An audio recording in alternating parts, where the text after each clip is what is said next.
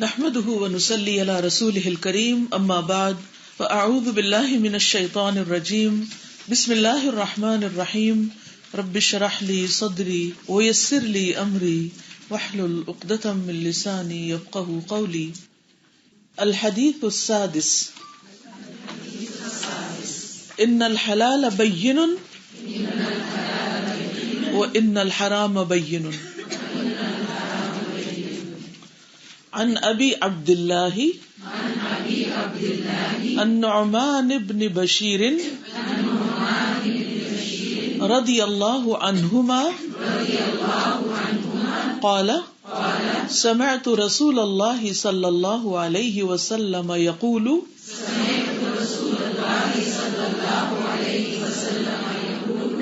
ان الحلال بین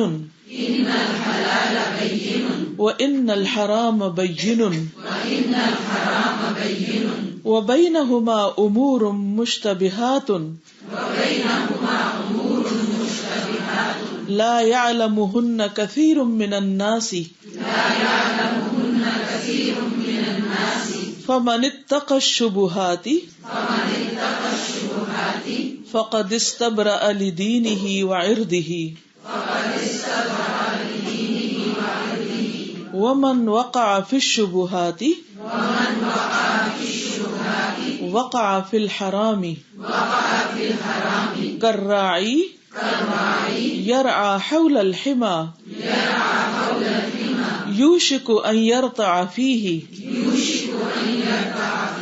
ألا وإن لكل ملك حما ألا وَإِنَّ حِمَى اللَّهِ مَحَارِمُهُ أَلَا وَإِنَّ فِي الْجَسَدِ مُضْغَةً إِذَا صَلَحَتْ صَلَحَ الْجَسَدُ كُلُّهُ وَإِذَا فَسَدَتْ فَسَدَ الْجَسَدُ كُلُّهُ أَلَا وَهِيَ الْقَلْبُ. رواہ البخاری و مسلم.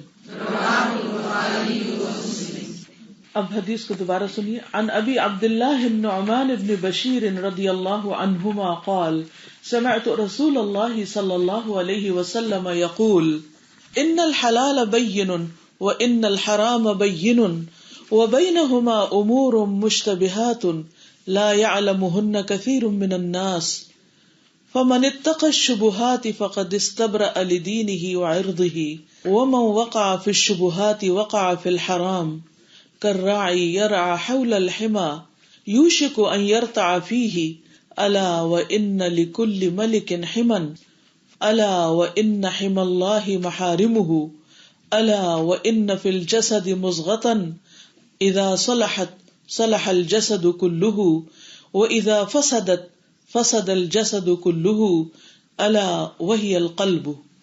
اب لفظی ترجمہ دیکھ لیتے. ابو عبداللہ النعمان بن بشیر رضی اللہ عنہما سے روایت ہے. عنہما اس لیے کہ دونوں ہی مسلمان ہیں، باپ اور بیٹا، نعمان بھی اور بشیر بھی.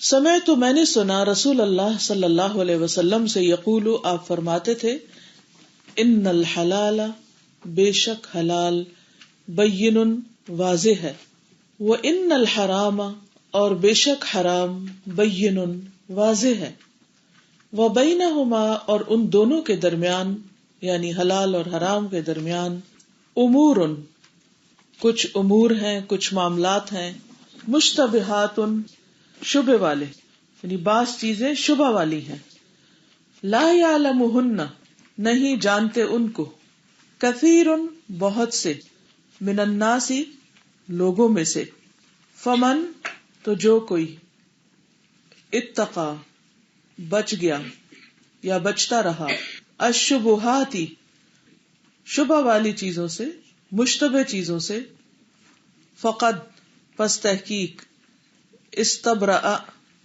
اس نے بچا لیا، لدینہ اپنے دین کو، وعرضہ اور اپنی عزت کو، ومن اور جو کوئی، وقع پڑ گیا، فی الشبہات شبہ کی چیزوں میں، وقع پڑ گیا، فی الحرامی حرام میں، کرراعی چرواہے کی طرح، یرعا جو چرتا ہے، حول الحما چراگاہ کے ارد گرد، حما کہتے ہیں چراگاہ کو، یوشکو قریب ہے، ان یہ کہ یرتع فیہ چرائے اس میں، یعنی اپنے جانوروں کو، الا خبردار، وان اور بے شک، لکل واسطے، ہر، ملکن بادشاہ کے، حمن چراگاہ ہے،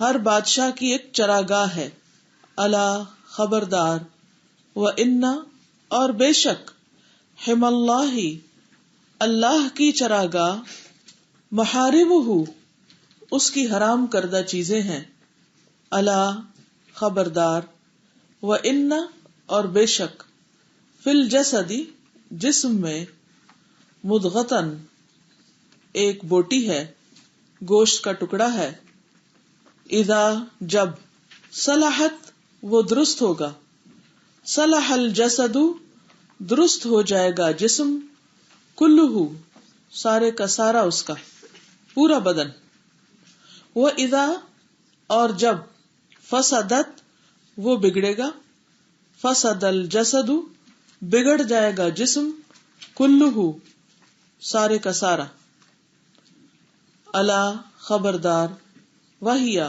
اور وہ، القلب دل ہے، رواہ البخاری و مسلم اسے بخاری اور مسلم نے روایت کیا ہے۔ ابو عبداللہ نعمان بن بشیر رضی اللہ عنہما کہتے ہیں، میں نے رسول اللہ صلی اللہ علیہ وسلم سے سنا، آپ فرماتے تھے، حلال واضح ہے اور حرام بھی واضح ہے، اور ان دونوں کے درمیان بعض چیزیں شبہ والی ہیں جن کو بہت لوگ نہیں جانتے کہ حلال ہے یا حرام۔ پھر جو کوئی بھی شبہ کی چیزوں سے بچ گیا اس نے اپنے دین اور اپنی عزت کو بچا لیا، اور جو کوئی شبہ والی چیزوں میں پڑ گیا وہ حرام میں پڑ گیا۔ اس کی مثال چرواہے کی ہے جو چراگاہ کے آس پاس اپنے جانوروں کو چرائے، قریب ہے کہ وہ کبھی اس چراگاہ کے اندر گھس جائے۔ سن لو، ہر بادشاہ کی ایک چراگاہ ہوتی ہے، اللہ کی چراگاہ اس کی حرام کردہ چیزیں ہیں، پس بچو ان سے۔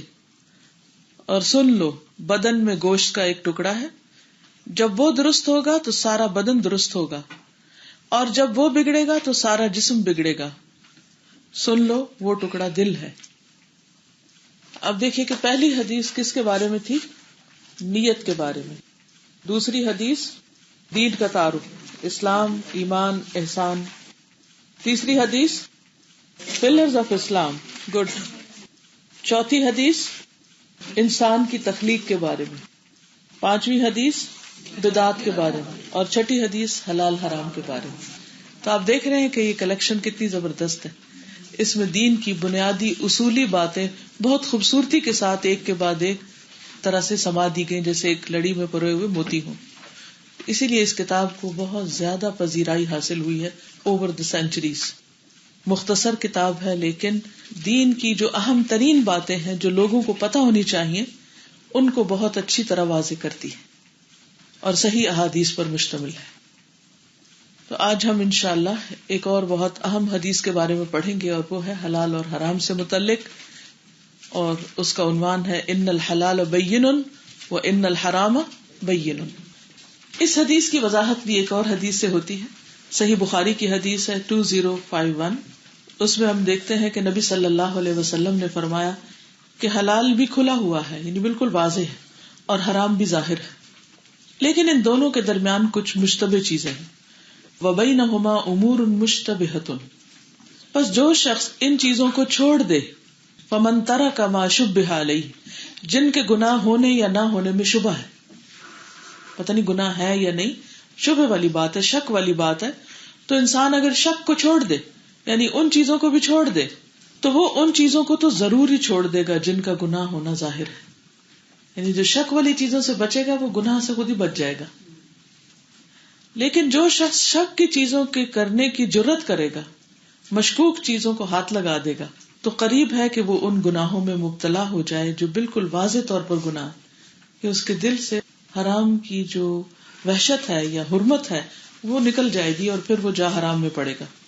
لوگوں یاد رکھو، گناہ اللہ تعالیٰ کی چراگاہ ہے.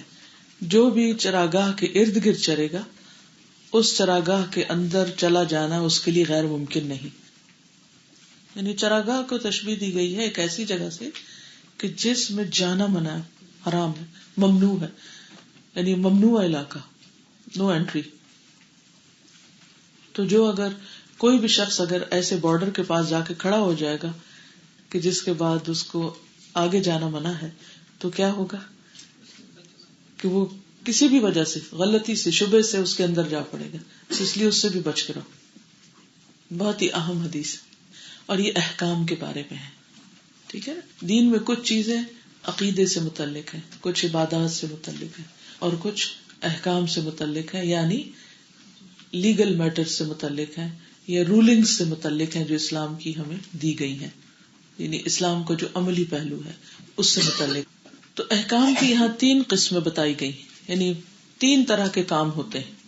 نمبر 1، واضح حلال چیزیں جن کے حلال ہونے میں کوئی شک ہی نہیں.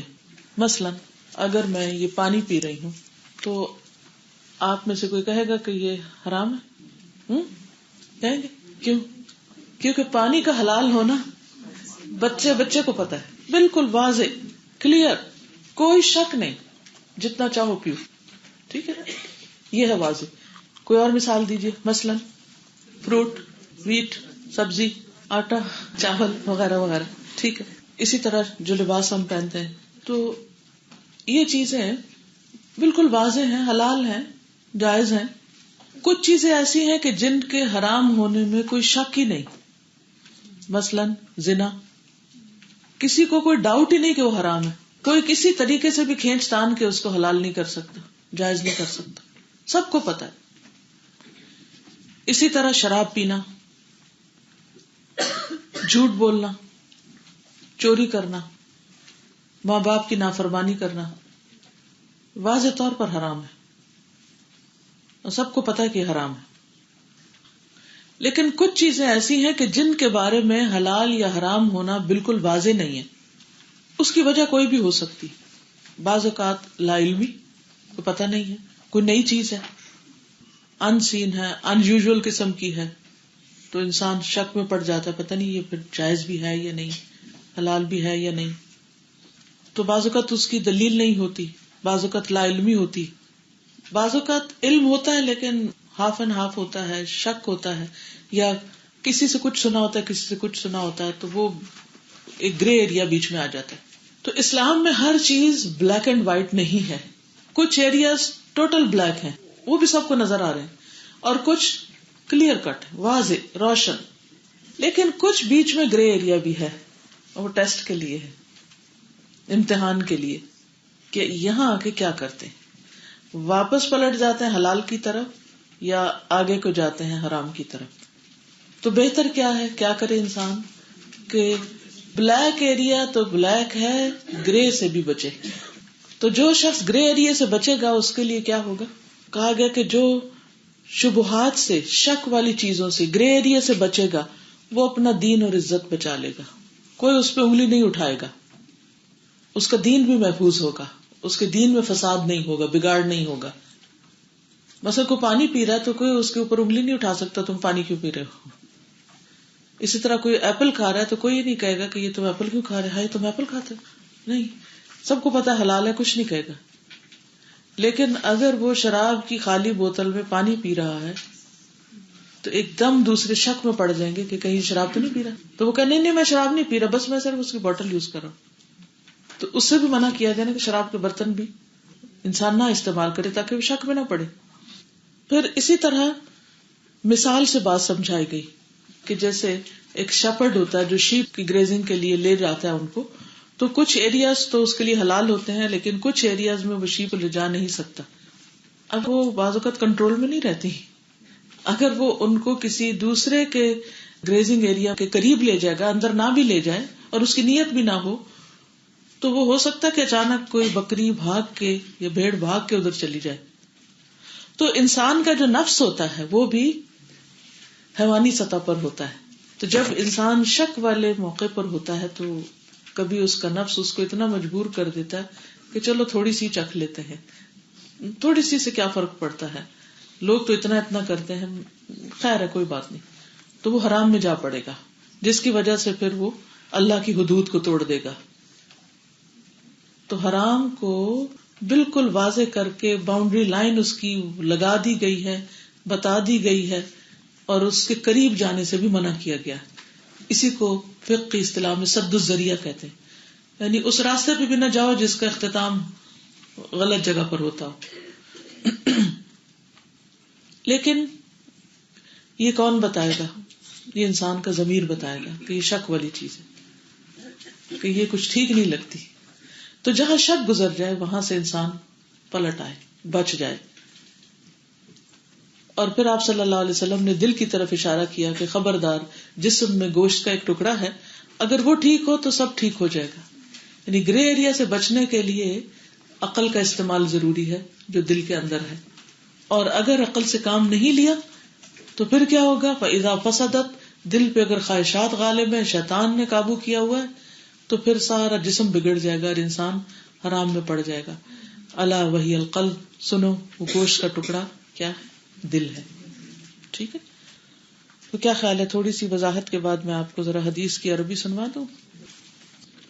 الحلال بين والحرام بين عن أبي عبد الله النعمان بن بشير رضي الله عنهما قال سمعت رسول الله صلى الله عليه وسلم يقول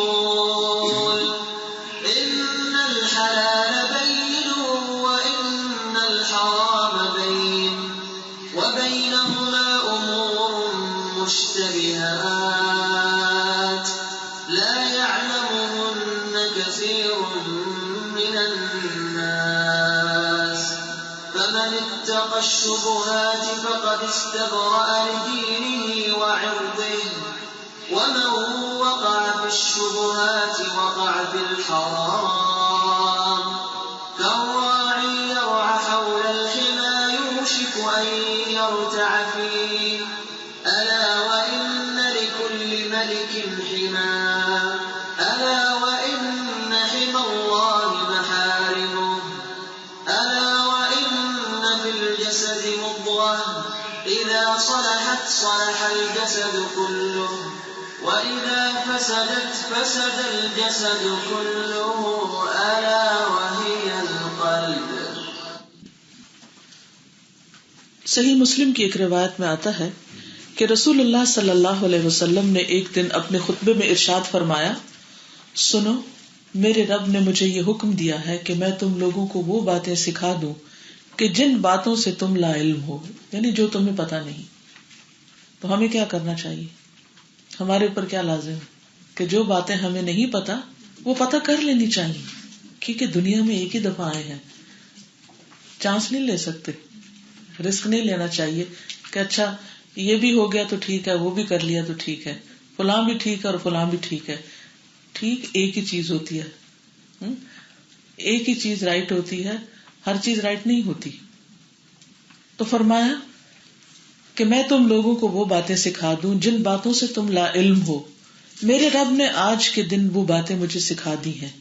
میں نے اپنے بندے کو جو مال دیا ہے وہ اس کے لیے حلال ہے، اور میں نے اپنے سب بندوں کو حق کی طرف رجوع کرنے والا پیدا کیا ہے. لیکن شیاطین ان کے پاس آ کر انہیں ان کے دین سے بہکاتے ہیں. یعنی بندے کو پتا ہے کیا ٹھیک ہے کیا غلط ہے، لیکن پھر وہ غلط کام کیوں کر جاتا ہے؟ کیونکہ شیاطین آ کے بہکاتے ہیں، وہ پیچھے لگے رہتے ہیں. اور میں نے اپنے بندوں کے لیے جن چیزوں کو حلال کیا ہے وہ ان کے لیے حرام کر دیتے ہیں. کچھ ایسا بھی ہوتا ہے، اور وہ ان کو ایسی چیزوں کو میرے ساتھ شریک کرنے کا حکم دیتے ہیں جس کی کوئی دلیل میں نے نازل نہیں کی. اس کی کوئی مثال، عربوں کے ہاں کچھ مویشی جانوروں کو من مانے طریقوں سے حرام کر لیا گیا تھا. بحیرہ، صائبہ، حام، وسیلہ، ان کے نام بھی خود رکھ لیے، حالانکہ ان سب کو اللہ نے حلال کر لیا. بعض کو کچھ کے لیے حلال کرتے، کچھ کے لیے حرام کرتے، اور بعض کو سب کے لیے حرام کر دیتے. تو حلال کو حرام کرنا بھی جائز نہیں اور حرام کو حلال کرنا بھی جائز نہیں، کیونکہ حلال اور حرام کرنے کا اختیار کس کے پاس ہے؟ صرف اللہ تعالیٰ کے پاس ہے. حتیٰ کہ رسول اللہ صلی اللہ علیہ وسلم کو بھی نہیں دیا گیا کہ وہ اللہ کی حلال کردہ کسی چیز کو حرام کر لیں، حتیٰ کہ اپنے اوپر بھی نہیں حرام کر سکتے. سورۃ التحریم کے شروع میں آتا ہے، تحریم کا معنی ہوتا ہے حرام کرنا. یا ایھا النبی لم تحرم ما احل اللہ لک، اے نبی آپ اپنے اوپر وہ چیز کیوں حرام کر رہے ہیں جو اللہ نے آپ کے لیے حلال کی ہے. تو اس قانون سازی کا اختیار صرف اللہ کے پاس ہے کہ وہ بندوں کے لیے حلال یا حرام کرے. تو نبی صلی اللہ علیہ وسلم نے کیا فرمایا کہ اللہ تعالیٰ نے مجھے بتایا ہے کہ میں آپ سب کو بتا دوں کہ کیا حلال ہے اور کیا حرام ہے. عبید اللہ بن عمر بیان کرتے ہیں کہ عمر بن عبد العزیز نے خطبہ دیتے ہوئے ارشاد فرمایا، اے لوگو، بے شک اللہ نے تمہارے نبی کے بعد کسی اور نبی کو مبعوث نہیں کرنا، خاتم النبیین ہے وہ، اور اس نبی پر اپنی جو کتاب نازل کی اس کے بعد کسی اور کتاب کو نازل نہیں کیا.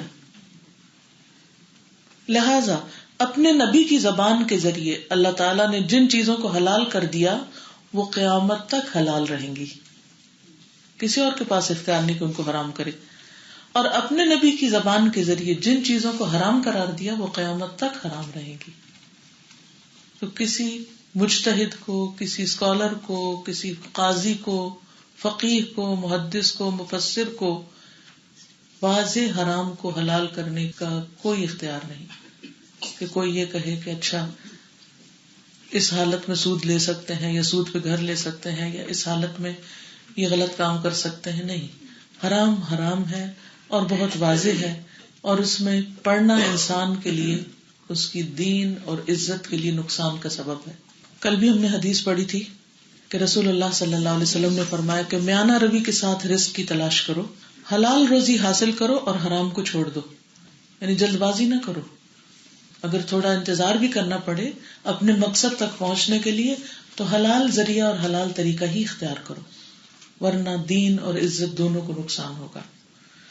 کیونکہ آپ صلی اللہ علیہ وسلم نے ایک اور جگہ پر فرمایا سلسلہ صحیحہ میں، اپنے اور حرام امور کے مابین کسی حلال چیز کو آڑ بنائے رکھو. یعنی حرام اور اپنے بیچ میں گرے کو نہیں، حلال کو آڑ بنائے رکھو. ٹھیک ہے، جس نے ایسا کیا اس نے اپنے دین اور عزت کو محفوظ کر لیا.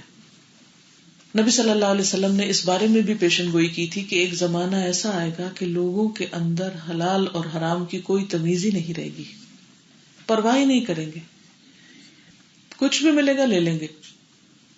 بخاری کی روایت ہے، نبی صلی اللہ علیہ وسلم نے فرمایا لوگوں پر ایک ایسا زمانہ آئے گا کہ انسان کوئی پرواہ نہیں کرے گا کہ جو اس نے حاصل کیا وہ حلال سے کیا یا حرام سے کیا. بس اتنی لالچ اور اتنی خود غرضی بڑھ جائے گی، اتنی ہرس اور ہوس بڑھ جائے گی کہ انسان بس اپنے من پسند، اپنی خواہش کی تکمیل کے لیے کسی بھی چیز پہ جا ہاتھ مارے گا. اور پھر ہوتا کہ عام طور پر انسان اپنے آپ کو جھوٹی تسلی دے دیتا ہے.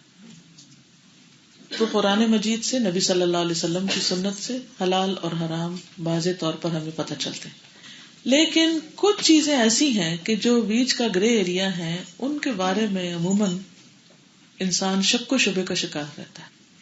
تو اس کے بارے میں کیا کریں، یہ ہے اصل سوال. مثلا پانی ہے، کھانا ہے، جو چیزیں ظاہر طور پہ حلال ہیں، جو ظاہر طور پہ حرام ہے، تو انسان کو مشکل نہیں ہوتی سمجھنے میں. لیکن شبہ والی چیزیں، اس کی کئی صورتیں. ایک صورت یہ ہے کہ مثلاً کوئی حدیث ہے جس میں کسی چیز سے منع کیا گیا ہے، تو اب آپ کو نہیں پتا کہ وہ حدیث صحیح ہے یا ضعیف ہے، تو آپ شک میں پڑ جاتے ہیں. جیسے قرآن مجید کی کوئی آیت ہے تو اس میں تو کوئی شک کی بات ہی نہیں ہے، لیکن بعض اوقات وہ حرمت قرآن سے نہیں حدیث سے ثابت ہو رہی ہوتی، اور حدیث کی اوتھینٹسٹی کے بارے میں آپ کو پتہ نہیں ہوتا، لہذا آپ ڈاؤٹ فل رہتے. اور پھر اگر حدیث صحیح ہے یہ پتہ چل جاتا ہے تو کیا واقعی اس سے وہ حکم نکل رہا ہے جو ہم نکال رہے ہیں؟ اور اکثر ایسا ہو جاتا ہے، بہت دفعہ حدیث مشکل ہو جاتی ہے کہ وہ حکم جو اس سے نکل رہا ہے یا ایک عالم نکال رہا ہے کیا وہی نکلتا ہے یا نہیں. تو اس سے بھی معاملات مشکوک ہو جاتے ہیں پھر یہیں سے لوگ فائدہ اٹھاتے ہیں اور کہتے نہیں فلاں اسکالر جو ہے وہ اس کو حلال کر، مثلاً 3 طلاق کی بات ہے یا اور اس طرح کی چیزیں ہیں کہ جس میں بعض اوقات ایسی ہی وجوہات کی بنا پر لوگوں کے درمیان اختلاف ہو جاتا ہے. ایسے میں انسان کو کرنا کیا چاہیے؟ اختلافی معاملات میں دل کا فتویٰ لینا چاہیے کہ اگر اس معاملے میں شک ہے، مثلاً حرام کو حلال کیا جا رہا ہے اور آپ کا دل نہیں مانتا، تو آپ کو کیا کرنا چاہیے؟ پھر چھوڑ دینا چاہیے. جب انسان اس کو چھوڑ دیتا تو اس کے دل کے اندر ایک اطمینان آ جاتا ہے. لیکن جب وہ رخصت کا پہلو لے لیتا ہے عام طور پر بغیر کسی مجبوری کے، تو پھر کیا ہوتا ہے؟ دل میں ایک کسک سی رہتی ہے. ایسے لوگ کیا کرتے ہیں؟ پھر ہر اسکالر سے ایک ہی سوال کیے جاتے ہیں، پھر وہ فتویٰ شاپنگ شروع کر دیتے ہیں. اس دکان پہ کھڑے ہوتے ہیں، اس پہ ہوتے ہیں، اس پہ ہوتے ہیں، اور صرف پوچھتے ہی چلے جاتے ہیں، کرتے آخر میں پھر بھی اپنی مرضی.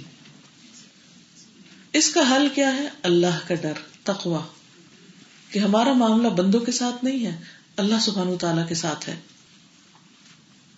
تو مشتبہ چیزیں جو ہیں ان کے بارے میں بہت سے لوگ واضح نہیں ہوتے. کیا فرمایا؟ لا یعلمہن کثیر من الناس. گرے ایریا کے بارے میں لوگوں کی اکثریت جو ہے وہ لا علم ہے، ان کو علم نہیں ہوتا، اس لیے پھر وہ بار بار حرام میں جا پڑتے ہیں اور ایک ڈاؤٹ فل زندگی، ایک بے چینی والی زندگی گزارتے ہیں. واضح طور پر وہ کسی ایک طرف نہیں ہوتے. اب یہ ہے کہ اس کی کیا وجہ ہے کہ بہت سے لوگ نہیں جانتے گرے ایریا کو. اس کی وجہ لا علمی ہے ان کی. جو اسکالرز ہوتے ہیں وہ تو اس معاملے میں انویسٹیگیٹ کرتے ہیں، مختلف چیزوں کو پڑھتے ہیں اور ایک نتیجے پر پہنچ کر ایک راستہ لے لیتے ہیں. لیکن عوام الناس جو ہیں وہ عام طور پر چونکہ جانتے نہیں، اس لیے وہ قلق، اضطراب اور بیچ کی زندگی بعض اوقات گزارتے رہتے ہیں. بعض اوقات یہ ہوتا ہے کہ علم تو موجود ہوتا ہے، لوگوں کی سمجھ میں نہیں آتی بات. اس کی کیا وجہ ہوتی ہے کہ بات سمجھ نہیں آتی؟ آپ بتائیے نا. بات بڑی واضح ہے لیکن کچھ لوگوں کو وہ سمجھ آئی نہیں رہی. جیسے کل ہم نے بدعات پہ بات کی، اور کتنی خطرناک چیزیں بدعتیں جو ہم دین کے نام پر کرتے ہیں. لیکن کچھ لوگ ان کو کرے چلے جاتے ہیں. جب ان کو روکا جائے تو وہ کہتے ہیں وہ بڑے بڑے اسکالر جو کر رہے ہیں، بس یہ عذر دے دیتے ہیں. کیا اسکالرز معصوم ہوتے ہیں؟ یا وہ علم کل ہوتے ہیں؟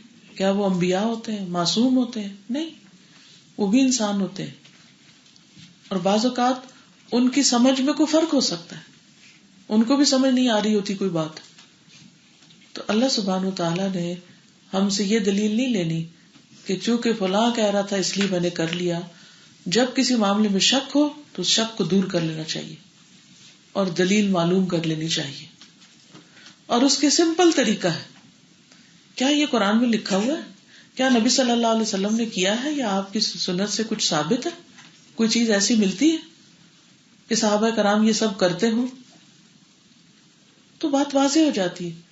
اور پھر بھی اگر انسان کے اندر ڈاؤٹ ہے، ڈاؤٹ فل گرے ایریا، تو بہتر ہے کہ اس کو چھوڑ کے ایک طرف ہو، ان چیزوں میں نہ پڑے. کیونکہ کہیں ایسا نہ ہو کہ وہ کرتے کرتے کرتے انسان فتنے میں پڑ جائے اور اصل عبادت اور اصل کام جو ہے وہی چھوٹ جائے اس سے. اب یہ ہے کہ کچھ لوگ تو جانتے نہیں، جاننے کی زحمت ہی نہیں کرتے. کچھ لوگ جانتے ہیں لیکن جان کے انجان بنے ہوئے، جاننا نہیں چاہتے. وہ صاف کہتے ہیں ہمیں نہ بتاؤ، پھر ہمیں یہ کرنا پڑے گا. اب یہ نہ حرام کر دینا، اب اس کا نہیں کہہ دینا میں کھانے لگی، یہ نہ کہنا کہ یہ ذبیحہ نہیں ہے. چونکہ وہ اپنی خواہشات پہ چلنا چاہتے ہیں، اپنی مرضی کرنا چاہتے ہیں، اس لیے وہ اپنے من مانے مطلب نکالتے ہیں یا اس کی بات کا ریفرنس دے دیتے ہیں جو ان کی مرضی کے مطابق کچھ کہہ رہا ہوتا ہے، حالانکہ ان کا دل گواہی دے رہا ہوتا ہے کہ یہ ٹھیک نہیں ہے. تو اینڈ آف دا ڈے فیصلہ کس بنیاد پر ہوگا؟ کہ اللہ نے اندر جو مفتی بٹھا رکھا تھا، ایک ضمیر نام کی چیز جو اس نے رکھی تھی، اس کے مطابق کیا تھا؟ تمہارا دل کہہ رہا تھا کہ یہ ٹھیک نہیں ہے، اور پھر تم نے بہانہ کر کے صرف خواہش پوری کرنے کے لیے کسی کے ذمہ ڈال کے وہ کام کر لیا. تو کیوں کیا؟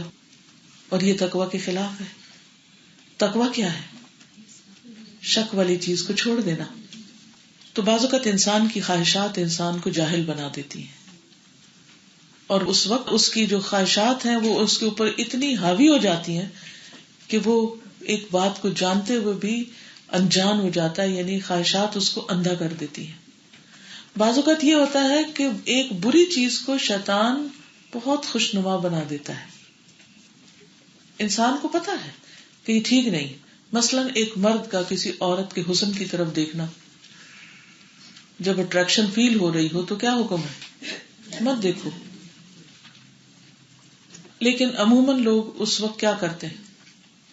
کوئی نہ کوئی تعویل کر لیتے ہیں کہ یہ بھی اللہ کی کریشن ہے یا وغیرہ وغیرہ. مجھے تو اس سے کوئی فرق نہیں پڑتا، میرا دل بڑا صاف ہے، میرے دل کا پردہ ہے، اس لیے دیکھنے میں کیا حرج ہے. اور اندر سے دل بتا رہا ہے کہ دل ادھر مائل ہو رہا ہے اور یہ غلط ہے.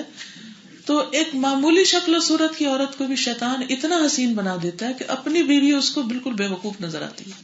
اس کا کوئی گر، اس کی کوئی عقل سمجھ اس کو بھاتی ہی نہیں، اور اس کے مقابلے میں ناقصات العقل یعنی بالکل ناسمجھ سی عورت اس کے حواس پہ چھا جاتی. یہ ہوا کیوں؟ اس مصیبت میں کیوں پڑا وہ؟ کیونکہ اس نے گرے ایریا میں قدم رکھ دیا تھا. حالانکہ اس کے بارے میں تو بڑا واضح حکم بھی ہے. یہ تو گرے بھی نہیں ہے، بالکل واضح ہے کہ ایمان والوں سے کیا کہا گیا؟ اپنی نگاہیں نیچے رکھ. نیچے کا مطلب فزیکلی سر نیچے کر کے چلنا نہیں ہے ہر وقت. اس کا مطلب یہ ہے کہ ایسی نگاہ جب پڑے کسی عورت پہ اور جس میں اٹریکشن محسوس ہو تو اپنی نگاہ پھیر لو، انسان اس کو مت دیکھے. تو ہر وہ چیز جو انسان کا دل بتا دیتا ہے نا کہ یہاں دال میں کالا ہے، بس ادھر نہیں جانا، مصیبت میں پڑے. کیونکہ اگر کوئی شخص ایک دفعہ دیکھتا اٹریکشن ہوتی، پھر دوسری دفعہ اس کا دل کہتا ہے پھر دیکھوں، پھر وہ دیکھنے لگتا، پھر تیسری دفعہ، پھر چوتھی دفعہ، پھر انجام کیا ہوگا آپ دیکھیے. کہاں جا کے رکے گی بات؟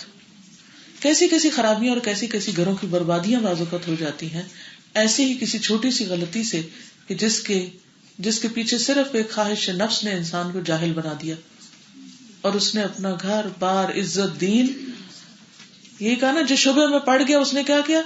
دین بھی خراب کیا، عزت بھی برباد کی. اور ایسے لوگوں کا دین اور عزت دونوں ہی چلی جاتی جب وہ شک والی چیزوں میں پڑتے ہیں. اور شیطان ان کے لیے حرام چیزوں کو بڑا خوبصورت بنا کے پیش کرتا ہے، حالانکہ وہ خوبصورت نہیں ہوتی. اور یہ بات قرآن مجید میں کئی بار بتائی گئی ہے، زین لہم الشیطان اعمالہم، شیطان نے ان کے اعمال یعنی غلط اعمال ان کے لیے خوبصورت بنا دی، اٹریکٹیو بنا دیے. تو وہ انسان اتنی مستی میں آ جاتا ہے کہ اسے یہ بھول ہی جاتا ہے کہ اللہ نے روکا ہے مجھے اس سے اور مجھے رکنا ہے. وہ نفس کا گھوڑا اتنا تیز ہو جاتا ہے کہ اس کی باغیں سنبھالنی مشکل ہوتی ہے. وہ انسان کو نیچے گرا کے اس کو روند ڈالتا ہے. انسان اپنی خواہشات کے ہاتھوں ذلیل ہو جاتا ہے، روندا جاتا ہے. تو اس لیے اس سے بچنا ضروری ہے. تو اب لا علمی کا علاج کیا کرنا چاہیے؟ کسی چیز کے بارے میں آپ کو شک ہے، مثلاً موضوع پہ مسے کے بارے میں شک ہے. کئی لوگ شک میں رہتے ہیں نا کہ پتہ نہیں ان جرابوں پہ ہوتا ہے یا نہیں، اور کتنی دیر کے لیے کر سکتے ہیں، اور کیا اگر ہم ٹوائلٹ جائیں تو پھر دوبارہ پاؤں دھونے ہوں گے. تو اسی طرح کا مسئلہ ایک شخص کو پیش آیا. زر بن حبیش کہتے ہیں کہ ایک دن میں صفوان بن اسال کے پاس حاضر ہوا تو انہوں نے پوچھا کیسے آنا ہوا؟ میں نے کہا حصول علم کے سلسلے میں حاضر ہوا ہوں. انہوں نے فرمایا اللہ کے فرشتے طالب علم کے لیے طلب علم پر خوشی ظاہر کرتے ہیں. اس وقت فرشتے آپ پر بھی خوش ہو رہے ہوں گے کہ یہ لوگ اپنی جابز، کام، گھر بار چھوڑ کے یہاں صرف سیکھنے کے لیے بیٹھے. تو وہ ملائکہ جو ہیں وہ ان کے لیے خوشی ظاہر کرتے ہیں اور اس پر اپنے پر بچھا دیتے ہیں، یعنی ہمبل ہو جاتے ہیں، ان کے سامنے عاجز ہو جاتے ہیں. زر بن حبیش کہتے ہیں میں نے عرض کیا کہ میرے دل میں رفع حاجت کے بعد موضوع پر مسح کرنے کے حوالے سے کھٹک پیدا ہوئی. وہ گرے ایریا میں شک آ گیا کہ پتہ نہیں وضو ہوا کہ نہیں. آپ چونکہ نبی صلی اللہ علیہ وسلم کے صحابی ہیں اس لیے میں آپ سے یہ پوچھنے کے لیے آیا ہوں کہ آپ نے اس حوالے سے نبی صلی اللہ علیہ وسلم کو کچھ فرماتے ہوئے سنا ہے؟ آپ کے پاس علم ہے اس کا؟ انہوں نے فرمایا کہ ہم لوگ نبی صلی اللہ علیہ وسلم کے ساتھ سفر میں تھے تو آپ ہمیں حکم دیتے تھے کہ 3 دن تک اپنے موزے نہ اتاریں الا یہ کہ کسی کو جنابت لاحق ہو جائے، لیکن پیشاب، پخانہ اور نیند کی حالت میں ان کو اتارنے کا حکم نہیں تھا کیونکہ دوبارہ پھر پانی ڈھونڈنا یا وضو کرنا مشکل ہو جاتا ہے. اس لیے 3 دن تک بھی سفر میں اگر کوئی جرابیں نہیں اتارتا اور اس دوران وہ کئی بار ٹوائلٹ میں جاتا ہے یا سو جاتا ہے تو جب تک موزہ اتارے گا نہیں وہ اس پر مسلسل مسح کر سکتا ہے. لیکن گھر کے اندر 3 دن نہیں, گھر کے اندر 24 آورز یعنی 1 دن کی مدت ہوتی کہ اگر آپ مثلاً صبح فجر کی نماز کے وقت وضو کر کے وضو کی حالت میں ساکس پہن لیتے ہیں تو اگلے دن صبح تک آپ ان ساکس میں مسح کر سکتے ہیں, جتنی دفعہ چاہیں وضو کریں اور مسح کریں. لیکن اگر آپ نے کسی وجہ سے جراب اتار دی, مثلا ایک ہی اتار دی اور اتنے میں وضو بھی چلا گیا, تو دوبارہ آپ جراب نہیں پہن سکتے. ہاں اگر وضو کی حالت تھی پہلی والی, بیچ میں ایک دفعہ وضو ٹوٹ جائے تو پھر مسح نہیں کر سکتے. جو اگر پہلا ہی وضو چل رہا تھا, ابھی وضو ٹوٹا ہی نہیں, اور آپ نے ایک دفعہ جرابیں پہنی, پھر اتار کے کچھ لگایا پاؤں کو, پھر دوبارہ پہننی, تو کوئی حرج نہیں. لیکن اگر وضو بریک ہو گیا اور آپ نے جراب اتار دی تو اب وضو کر کے دوبارہ پہننی. واضح ہو گئی بات. اگر کوئی مجبوری نہ ہو تب بھی گھر میں بھی, یعنی اگر صرف سردی ہے یا بار بار سنک میں پانی پاؤں رکھنا مشکل ہے یا ویسے ہی سہولت ہے, تو اللہ سبحانہ وتعالیٰ پسند کرتا ہے کہ اس کی دی ہوئی سہولتوں سے بھی بندے فائدہ اٹھائیں, جس طرح وہ اس کے احکامات کی پابندی کرتے ہیں. یہ بھی اللہ ہی کا حکم ہے کہ اللہ تعالیٰ کا صدقہ قبول کرے انسان. یہ بندے پہ صدقہ ہے ایک طرح سے اس کے لیے آسانی ہے. ہاں اتنی ہو کہ وہ پاؤں کو ڈھکے ہوئے ہوں, سردی اس کی روکے ہوئے ہوں, ٹھیک ہے. بعض اوقات بہت اسٹرڈی ہوتی ہے لیکن تھوڑا بہت دکھ رہا ہوتا ہے تو یعنی شیڈ آ رہا ہوتا ہے, کوئی حرج نہیں. اسٹرڈی ہو, پھٹی ہوئی نہ ہو. اوکے. جب ایسی کیفیت ہو, اب آپ کے دل میں شک آ رہا ہے, خیال آ رہا ہے, سوال آ رہا ہے, تو پھر آپ کیا کریں؟ شک میں نہ رہیں اور اپنے آپ کو مشقت میں بھی نہ رکھیں کہ آپ کہیں شک والی چیز چھوڑ دو, ٹھیک ہے جرابیں اتار دو, وضو ہی کرو ہر وقت. اور بعض لوگ بیمار ہو جاتے ہیں, ان کے لیے وضو مشکل ہو جاتا ہے, تو اس صورت میں اللہ نے سہولت دی ہے, یا سردی میں تکلیف ہو جاتی, تو ایسی صورت میں پھر پوچھ لینا چاہیے اچھی طرح اطمینان سے کسی سے اپنی ضرورت کے مطابق, ٹھیک ہے. اسی طرح ابئی کہتے ہیں کہ رسول اللہ صلی اللہ علیہ وسلم نے مجھے ایک آیت پڑھائی اور دوسرے آدمی کو بھی وہی آیت پڑھائی. میں نے اس سے پوچھا تمہیں یہ آیت کس نے پڑھائی, کیونکہ وہ اور طرح پڑھ رہا تھا ذرا. اس نے کہا حضور صلی اللہ علیہ وسلم نے پڑھائی. میں نے قسم کھا کے کہا مجھے تو نبی صلی اللہ علیہ وسلم نے آیت اس طرح پڑھائی ہے. کہتے ہیں کہ اس دن اسلام کے حوالے سے جو وسوسے میرے ذہن میں آئے ایسے کبھی نہیں آئے. یہ کیا؟ تو میں نبی صلی اللہ علیہ وسلم کی خدمت میں حاضر ہوا اور عرض کیا یا رسول اللہ صلی اللہ علیہ وسلم, آپ نے کیا فلاں آیت مجھے اس طرح نہیں پڑھائی؟ آپ نے فرمایا کیوں نہیں؟ میں نے کہا ایک شخص یہ دعویٰ کرتا ہے کہ آپ نے یہی آیت اسے دوسری طرح پڑھائی ہے. تو نبی صلی اللہ علیہ وسلم نے میرے سینے پہ ہاتھ مارا جس سے میرے سارے وسوسے چلے گئے, اور اس کے بعد مجھے کبھی ایسے وسوسے نہیں آئے. پھر نبی صلی اللہ علیہ وسلم نے فرمایا میرے پاس جبریل علیہ السلام اور میکائیل علیہ السلام دونوں آئے تھے. جبریل علیہ السلام نے کہا کہ قرآن کریم کو ایک حرف پر پڑھیے, یعنی ایک طریقے سے پڑھیے. میکائیل نے کہا آپ ان سے اضافے کی درخواست کیجئے کہ ذرا وسعت دیجئے. جبریل علیہ السلام نے کہا اسے 2 حرفوں پہ پڑھیے. میکائیل علیہ السلام نے پھر کہا کہ ان سے اضافے کی درخواست کیجئے, یہاں تک کہ 7 حروف تک پہنچ گئے, اور فرمایا ان میں سے ہر ایک کافی شافی ہے. مثلا اس کا مطلب کیا ہے؟ اس کا یہ مطلب نہیں کہ لفظ بدل جائیں گے یا کوئی, اس میں ہوتا یہ ہے کہ جیسے سبع قرآت کا آپ نے سنا ہوگا کہ قرآن 7 حروف پر اترا اور 7 طریقوں سے اس کی قرآت ہو سکتی ہے. اور اس میں ہوتا یہ ہے, چھوٹی سی مثال ہے کہ امالہ کا ایک اصول ہوتا ہے. مثلا والضحیٰ ہم آ کر کے پڑھتے ہیں, جیسے اسکاٹش اے کو کیسے پڑھتے ہیں, میڈ کو کیا کہیں گے, ماڈ کہتے ہیں نا, ٹھیک ہے. تو ماڈ کہنے سے کیا اس کا مطلب بدل جاتا ہے. جب میڈ کو ماڈ کہتے ہیں تو مطلب تو وہی ہے نا, لیکن اس ایریا میں جو لوگ رہتے ہیں ان کا لہجہ یہی ہے کہ وہ میڈ کو میڈ نہیں کہہ سکتے, وہ ماڈ ہی کہیں گے, کیونکہ انہوں نے یہی سنا اور یہی پڑھا. اور پھر ہر علاقے کی ایک خاص پہچان بھی ہوتی ہے. اسی طرح قرآن پاک پڑھنے کے لیے بھی کچھ سہولت دی گئی ہے, اور وہ کیا ہے, جیسے والضحیٰ, اس کو والضحیٰ بھی پڑھنے کی اجازت دی گئی ہے. ٹھیک ہے, یہ ہے فرق. مطلب میں کوئی فرق نہیں آتا, صرف آ اے, رائٹ. لیکن وہ مقامات بھی پہچانے ہوئی ہے, نہیں اپنی مرضی سے شروع کر دو جہاں جو دل چاہے. وہ جیسے وہ بھی اترا ہوا ہے اس اترے ہوئے کے مطابق ہی پڑھنا ہوگا, رائٹ. تو اس طرح کی چیزیں ہو سکتا ہے آپ کو کبھی کوئی قاری ذرا ڈفرنٹ, جیسے قاری عبدالصمد ہے نا, اگر آپ ان کی قرات سنیں لفظ وہی رہتے ہیں, ہاں تھوڑی بہت وضاحت میں وسعت بھی نکل آتی ہے بعض اوقات. تو ایسی چیزوں میں جب شک پڑ جائے کنفیوژن آ جائے تو حل کیا ہے، علاج کیا ہے، کس کے پاس جائے بندہ؟ جہاں سے سنا ہے حضرت ابئی جو تھے انہیں نبی صلی اللہ علیہ وسلم نے سکھایا تھا اور دوسرے شخص کو بھی سکھایا تھا. جب یہاں اختلاف ہے تو انہوں نے اس سے لڑائی نہیں کی، یا کسی حضرت ابو بکر کے پاس نہیں چلے گئے کہ دیکھو یہ مجھے تو آپ نے یوں سکھایا تھا اور اس کو یوں سکھایا ہے اور اب تم فیصلہ کرو. وہ کیسے فیصلہ کریں گے؟ وہ انہوں نے بہت رائٹ ڈیسیژن لیا کہ جہاں سے انہوں نے سنا تھا وہیں دوبارہ کنفرم کیا. ہم لوگ اور الٹا کنفیوژن کا شکار ہو جاتے ہیں کہ بات اس سے سنی اور جا کے وضاحت کسی اور سے مانگی. اب وہ جو دوسرا سیکنڈ پرسن ہے وہ بعض اوقات بائسڈ ہوتا ہے، اچھا اس نے تمہیں یہ بتا دیا، وہ تو ہے ہی جاہل، اس سے کیوں سنا تھا؟ تو واپس اسی سے دلیل مانگنی چاہیے جس سے اصل بات سنی. ٹھیک ہے، اوکے. اسی طرح بعض اوقات کوئی واقعات ایسے ہو جاتے ہیں، حالات ایسے ہو جاتے ہیں، انسان ڈیسیژن نہیں لے پاتا. تو صحابہ کرام جو تھے وہ نبی صلی اللہ علیہ وسلم سے پوچھ لیا کرتے تھے. اسی لیے ہر علاقے میں اہل علم لوگوں کا ہونا بہت ضروری ہے، اور اگر وہ نہ ہو تو عام لوگ گناہگاری کی زندگی بسر کریں گے. اور پکڑ کس کی ہوگی، پوچھ کس کی ہوگی؟ علم والوں کی. تو علم والوں کو اپنا علم بانٹتے رہنا چاہیے، بتاتے رہنا چاہیے، اویلیبل رہنا چاہیے تاکہ لوگ اپنی کنفیوژن دور کر سکیں. اور ایسے پروگرام بنانے چاہیے، ایسے کام کرنے چاہیے کہ جس سے کچھ لوگ اپنے آپ کو علم کے سیکھنے اور سکھانے کے لیے وقف کریں تاکہ باقی لوگوں کا بھی دین اور عزت بچے، وہ لوگ بھی مشاکل سے نکلے. سورۃ التوبہ میں آتا ہے نا کہ فلولا نفر من كل فرقة طائفة منهم ليتفقهوا في الدين ولينذروا قومهم اذا رجعوا اليهم. ایسا کیوں نہ ہوا کہ ہر آبادی سے کچھ لوگ نکلتے اور جا کر دین کی سمجھ بوجھ حاصل کرتے اور واپس آ کے اپنے لوگوں کو خبردار کرتے تاکہ وہ بھی بچ سکیں، وہ بھی اپنا دین عزت بچا سکے. ورنہ کل قیامت کے دن اللہ کو کیا جواب دیں گے کہ ہم ایسی جہالت میں زندگی بسر کر کے آگے، اور چونکہ ہم جاب کرتے تھے ہمیں فرصت ہی نہیں تھی کچھ سیکھنے کی.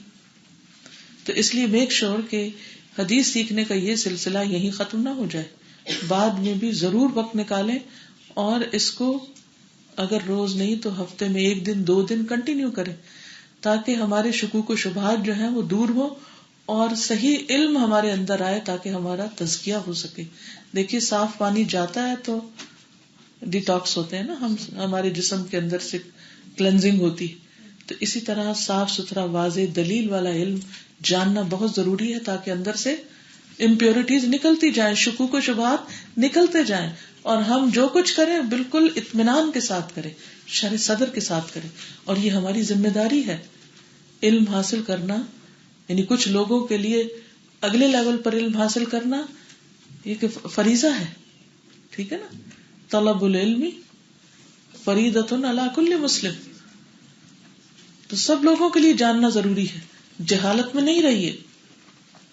اب آپ دیکھیے کعب بن مالک کہتے ہیں کہ ان کے پاس بکریوں کا ایک ریوڑ تھا جو صلہ پہاڑی پر چرنے کے لیے جاتا تھا. تو کہتے ہیں کہ ہماری ایک باندھی نے ہمارے ہی ریوڑ کی ایک بکری کو جب وہ چر رہی تھی دیکھا کہ مرنے کے قریب ہے تو اس نے ایک پتھر توڑ کر اس سے بکری کو ذبح کر لیا. انہوں نے اپنے گھر والوں سے کہا جب تک میں نبی صلی اللہ علیہ وسلم سے اس بارے میں نہ پوچھ لوں اس کا گوشت مت کھانا، پتہ نہیں حلال بھی ہے کہ نہیں. یا یوں کہا کہ جب تک میں کسی کو نبی صلی اللہ علیہ وسلم کی خدمت میں اس کے بارے میں پوچھنے کے لیے نہ بھیج دوں اس کو نہیں کھانا. چنانچہ انہوں نے نبی صلی اللہ علیہ وسلم سے پوچھا یا کسی کو بھیجا تو نبی صلی اللہ علیہ وسلم نے اس گوشت کو کھانے کا حکم دیا کہ یہ ٹھیک ہے. یعنی کہ مرنے سے پہلے اگر ذبح کر لی گئی، مثلا بکری گر گئی ہے یا لگا ہے کہ جیسے اب تڑپ رہی ہے تو اس کو ذبح کر کے اگر اس کو کھا لیا جائے تو وہ گوشت حلال ہو جائے گا. ٹھیک ہے، مردہ کا نہیں کھا سکتے. پھر اسی طرح عالیہ بنت سبئی بیان کرتی ہیں کہ احد کی جانب میری بکریاں ہوتی تھی، ہوا یہ کہ وہ مرنا شروع ہو گئی. یہ دوسرا واقعہ، پہلا نہیں ہے. تو ام المومنین سیدہ میمونہ رضی اللہ عنہا کے پاس آئی میں اور ان سے ذکر کیا. اب دیکھیے کہ نبی صلی اللہ علیہ وسلم کے بعد جو ازواج تھیں، جسے پہلے دن میں نے آپ کو بتایا تھا کہ یہ ان کے اوپر یہ لازم تھا کہ گھر میں پائے جانے والے علم کو حاصل کرے اور دوسروں کو سنائے. تو سیدہ میمونہ کے پاس وہ آئیں اور انہوں نے مجھ سے کہا اگر تم ان کے چمڑے اتار لیا کرو تو ان سے فائدہ اٹھا لو گی. یعنی بکری مر گئی ہے تو مری ہوئی بکری کا چمڑا اتار لیا کرو، اس کو ایسے نہیں پھینکو مردار کو. وہ کہتی ہے میں نے پوچھا کہ کیا یہ حلال ہے؟ انہوں نے کہا ہاں. قریش کے کچھ لوگ رسول اللہ صلی اللہ علیہ وسلم کے پاس سے گزرے، وہ ایک بکری گھسیٹے جا رہے تھے جیسے گدھا. تو رسول اللہ صلی اللہ علیہ وسلم نے فرمایا تو اس کا چمڑا ہی اتار لیتے، اسکن اتار لیتے. ان کا یہ مردار ہے. آپ نے فرمایا اسے پانی اور قرض ضوا کے ساتھ اس سے صاف کر دینا. قرض کیکر کی مانند ایک درخت ہوتا ہے جو چمڑا صاف کرنے کے لیے استعمال ہوتا ہے. ٹھیک ہے کہ تم اس کو صاف کر لو تو یہ استعمال کر سکتے چاہے بکری مری ہوئی ہے. لیکن چونکہ اوریجنلی بکری ایک حلال جانور ہے, ہاں اگر حرام جانور سور ہے تو اس کی اسکن نہیں استعمال کر سکتے. ٹھیک ہے, چاہے ذبح کر کے اتارے. تو کیا سیکھا یہاں تک آپ نے؟ حلال واضح, حرام واضح, بیچ میں گرے ایریا کے بارے میں کیا کرنا چاہیے؟ اسٹرگل, علم حاصل کرنا چاہیے. اللہ سبحانہ وتعالیٰ نے رکھا ہی اس لیے تاکہ ہم شعوری طور پر اپنی عقل استعمال کرتے رہے اور علم حاصل کرتے رہے, سیکھتے رہے اور اس میں اضافہ کرتے رہے, آگے بڑھتے رہے. ٹھیک ہے نا, کیونکہ یہ ہمیشہ رہے گا ساتھ ساتھ. کسی بھی انسان کا علم بالکل کامل نہیں ہو سکتا, اس کو ہمیشہ سیکھتے رہنے کی ضرورت ہوتی ہے. کبھی یہ نہ کہیں کہ چونکہ میں نے قرآن پڑھ لیا اس لیے کافی ہے, مجھے سب کچھ پتا چل گیا. نہیں, پتا ہو بھی تو بھول جاتی ہیں باتیں, اور بعض اوقات ہم جب پڑھ رہے ہوتے ہیں اس وقت عمل کی ضرورت پیش نہیں آتی, بعد میں کوئی سچویشن کھڑی ہو جاتی. تو اگر ہم مسلسل پڑھ رہے ہیں تو وہ چیز ہمارے لیے واضح ہو جائے گی انشاءاللہ. اب اس کا فائدہ کیا ہے؟ یعنی پتہ کر لینے کا اور شک والی چیز کو چھوڑ کے یقینی چیز علم کے ذریعے حاصل کرنے کا فائدہ کیا ہے؟ یعنی کیوں کریں یہ چیز؟ تو بتایا کہ جو یہ کرے گا فَمَنِ اتَّقَى الشُّبُهَاتِ فَقَدِ اسْتَبْرَأَ لِدِينِهِ وَعِرْضِهِ, تو جو شبہات سے بچ گیا, اس نے یقینی علم حاصل کر لیا, شک والی کیفیت سے نکل آیا, تو اس نے اپنا دین اور اپنی عزت بچا لی, محفوظ کر لی. یعنی وہ بچ گیا, اس کا دین بچ گیا. اور اگر پڑا رہا شبہات میں تو کیا ہوگا؟ دین کا نقصان ہو جائے گا. تو دین کا نقصان کوئی معمولی چیز ہے؟ اگر کسی کے دین کا نقصان ہو جائے تو کیا ہوگا بتائیے جی؟ کیا ہوگا؟ آخرت خراب ہوگی.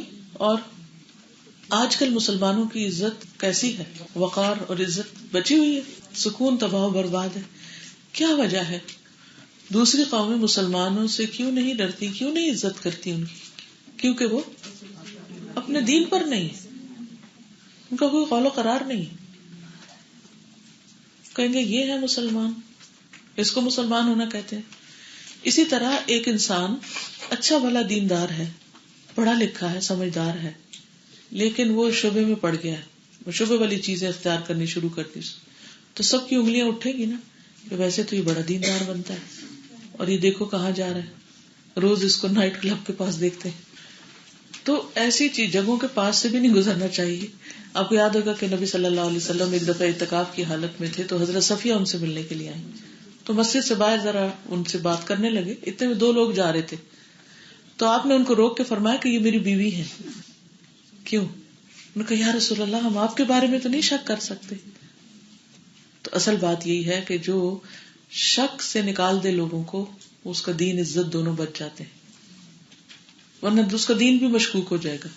وہ کہیں گے یہ کوئی ڈاؤٹ فل پرسن لگتا ہے. تو دین بھی بچایا اور عزت بھی بچائی, یعنی لوگوں کے درمیان وہ ایک معزز انسان رہے گا جو شکوک والی چیزوں سے بچے گا, ورنہ لوگ اس پہ تان و تشنیع شروع کر دیتے ہیں. اور دوسری طرف آگے کیا فرمایا؟ عربک کو دیکھیے, وَمَنْ وَقَعَ فِي الشُّبُهَاتِ وَقَعَ فِي الْحَرَامِ, جو شبہات میں پڑ گیا وہ تو حرام میں ہی جا پڑے گا. یعنی حرام سے بچنے کے لیے کیا کرو؟ شک شبہ والی چیز بھی چھوڑ دو. اگر حرام سے بچنا, حرام سے بچنا کیوں ضروری ہے؟ حرام سے بچنا کیوں ضروری ہے؟ حرام کا نقصان بتائیے مجھے. کوئی رزق حرام کھاتا ہے تو اس کا نقصان کیا ہوتا ہے؟ دعائیں قبول نہیں ہوتی, دل سخت ہو جاتا ہے, دین سے دل اٹھ جاتا ہے, دین سے پھر جاتا ہے, اور آخرت میں بھی بربادی. حرام تو بچنے والی چیز ہے. اخلاقیات پہ اثر پڑتا ہے, بالکل صحیح. عبادت قبول نہیں ہوتی, بہت سے نقصان ہے اس کے. لیکن عام طور پر ہم کیا کرتے ہیں؟ پرواہ نہیں کرتے, حلال ہے, حرام ہے, جائز ہے, ناجائز ہے, مشکوک ہے, بس کر لیتے ہیں. کیونکہ نبی صلی اللہ علیہ وسلم نے فرمایا ایک وقت آئے گا کہ جب بندے کو اس بات کی پرواہ نہیں رہے گی کہ وہ کیا کر رہا ہے, حلال کر رہا ہے یا حرام کر رہا ہے. تو شبہات میں پڑنا انسان کو حرام کی طرف لے جاتا ہے. پھسلن والا ایریا ہے, سلپری جگہ ہے, پاؤں رکھا تو پھسل کے وہ اس پہ جا پڑو گے. بالکل ایسے نا جیسے ایک انسان اگر چھت کے کنارے پہ کھڑا ہو جائے جس کی کوئی باؤنڈری وال نہیں ہے, تو کس بات کا ڈر ہے؟ وہ نیچے نہ گر پڑے. تو مشتبہ چیزوں کا جو لین دین کرنا ہے یا ان کو پھیلانا ہے وہ حرام کی طرف لے جاتا ہے، اس لیے ان کو بھی حرام کیا گیا.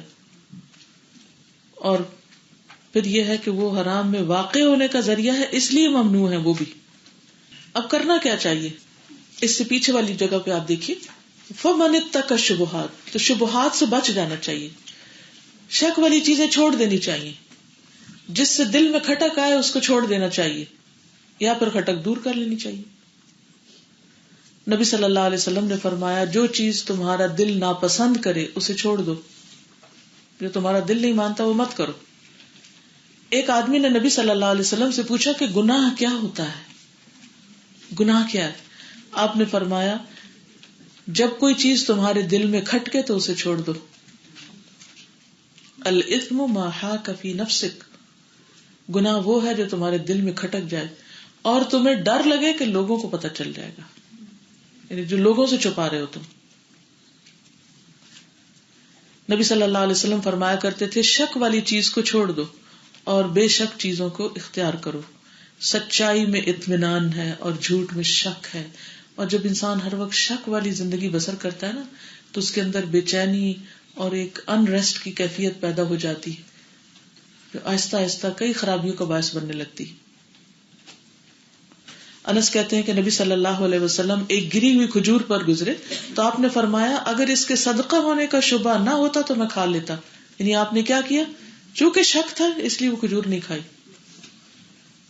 تو بعض اوقات آپ کوئی ٹافی خریدتے ہیں یا کوئی بسکٹ خریدتے ہیں اور اس کے جو انگریڈینٹس ہیں وہ کچھ پتا نہیں ہے آپ کو اس کا مطلب کیا ہے، تو کیا کرنا چاہیے؟ چھوڑ دینا چاہیے. اس کے بجائے حلال اتنا اویلیبل ہے، کیا ضرورت ہے کہ کیا مجبوری ہے کہ وہی کھائے انسان. ہاں اگر کسی چیز کا واضح طور پر پتا ہے تو اطمینان سے کھائے، کیونکہ حلال کو بھی حرام نہیں کرنا چاہیے، لیکن حرام کو حلال نہ کریں. اور حرام کے علاوہ جو شک والے بسکٹ ہیں، شک والی چاکلیٹس ہیں، شک والی چیزیں ان کو بھی نہ کھائیں، ان سے بھی بچیں. ایک انصاری جوان سے روایت ہے کہ ہم رسول اللہ صلی اللہ علیہ وسلم کے ساتھ ایک جنازے میں تھے. میں نے رسول اللہ صلی اللہ علیہ وسلم کو قبر پر دیکھا. آپ قبر کھودنے والے کو ہدایات دے رہے تھے کہ پائنتی کی طرف سے کھلی کرو، سر کی طرف سے کھلی کرو، یعنی قبر کھلی کرو، کھلی کرو.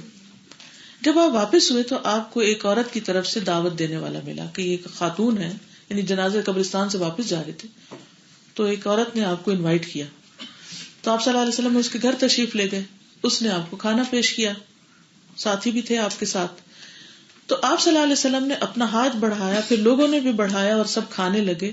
ہمارے بڑوں نے دیکھا کہ آپ ایک ہی لقمہ منہ میں گھما رہے ہیں اور نگل نہیں رہے، اندر نہیں لے جا رہے. تو لوگوں نے سوالیہ نظروں سے دیکھا کہ آپ کیوں نہیں کھا رہے.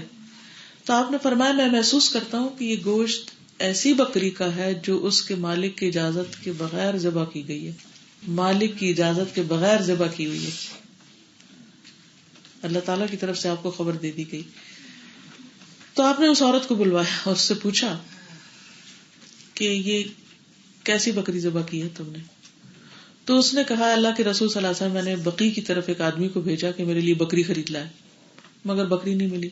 میں نے اپنے ہمسائے کی طرف پیغام بھیجا جس نے بکری خریدی تھی، میں نے کہلوایا کہ مجھے اس قیمت پہ بکری دے دو، وہ بھی نہیں ملا، وہ گھر سے باہر تھا. تب میں نے اس آدمی کی بیوی کو کہلا بھیجا کہ مجھے تم بکری دے دو، تو اس نے بکری دے دی، میاں کی اجازت سے بغیر بکری دے دی. ٹھیک ہے. تو نبی صلی اللہ علیہ وسلم نے کھانا نہیں کھایا اور فرمایا یہ قیدیوں میں تقسیم کر دو، جاؤ قیدیوں کو کھلا دو. تو جو مال مالک کی مرضی کے بغیر کسی کو دیا جائے وہ دوسروں کے لیے حلال نہیں ہوتا. ان کو اگر نہیں پتا، نبی صلی اللہ علیہ وسلم کو تو پتا تھا اور اللہ تعالیٰ آپ کو بچانے والے تھے، لیکن اگر دوسروں کو نہیں پتا تو ان کی تو شاید چھوٹ ہو جائے، لیکن جو بیچ میں یہ چوری کر رہا ہے اس کی چھوٹ نہیں. تو بیوی شوہر کے مال میں سے بس اتنا لے سکتی جتنا وہ خوش دلی سے دے، چوری چھپے نہیں نکالنا چاہیے. ٹھیک ہے، تو غلط ہو جاتا ہے. یا کچھ تو بالکل واضح ہوتا ہے جو ہاتھ سے وہ دیتا ہے، کچھ ایسا ہوتا ہے کہ جو بتاتا ہی نہیں کہ کیا کمایا وہ اس نے، روک کے رکھا ہوا کہیں. کچھ بیچ کا ہے جو دیتا نہیں بس پڑا ہوا ہے. اب آپ لینے لگتے ہیں تو آپ کو شک ہوتا ہے کہ پتہ نہیں پسند کرے گا کہ نہیں، تو پوچھ لیں کہ مجھے اور ضرورت ہے. شک سے نہ لیں، شک والا مال مت اٹھائیں. لیکن اگر آپ کو پتا ہے اور شوہر نے یہ کہہ رکھا ہے کہ جب تمہیں ضرورت ہو لے لیا کرو، تو کوئی حرج نہیں، جب ضرورت تو لے لے، ٹھیک ہے نا.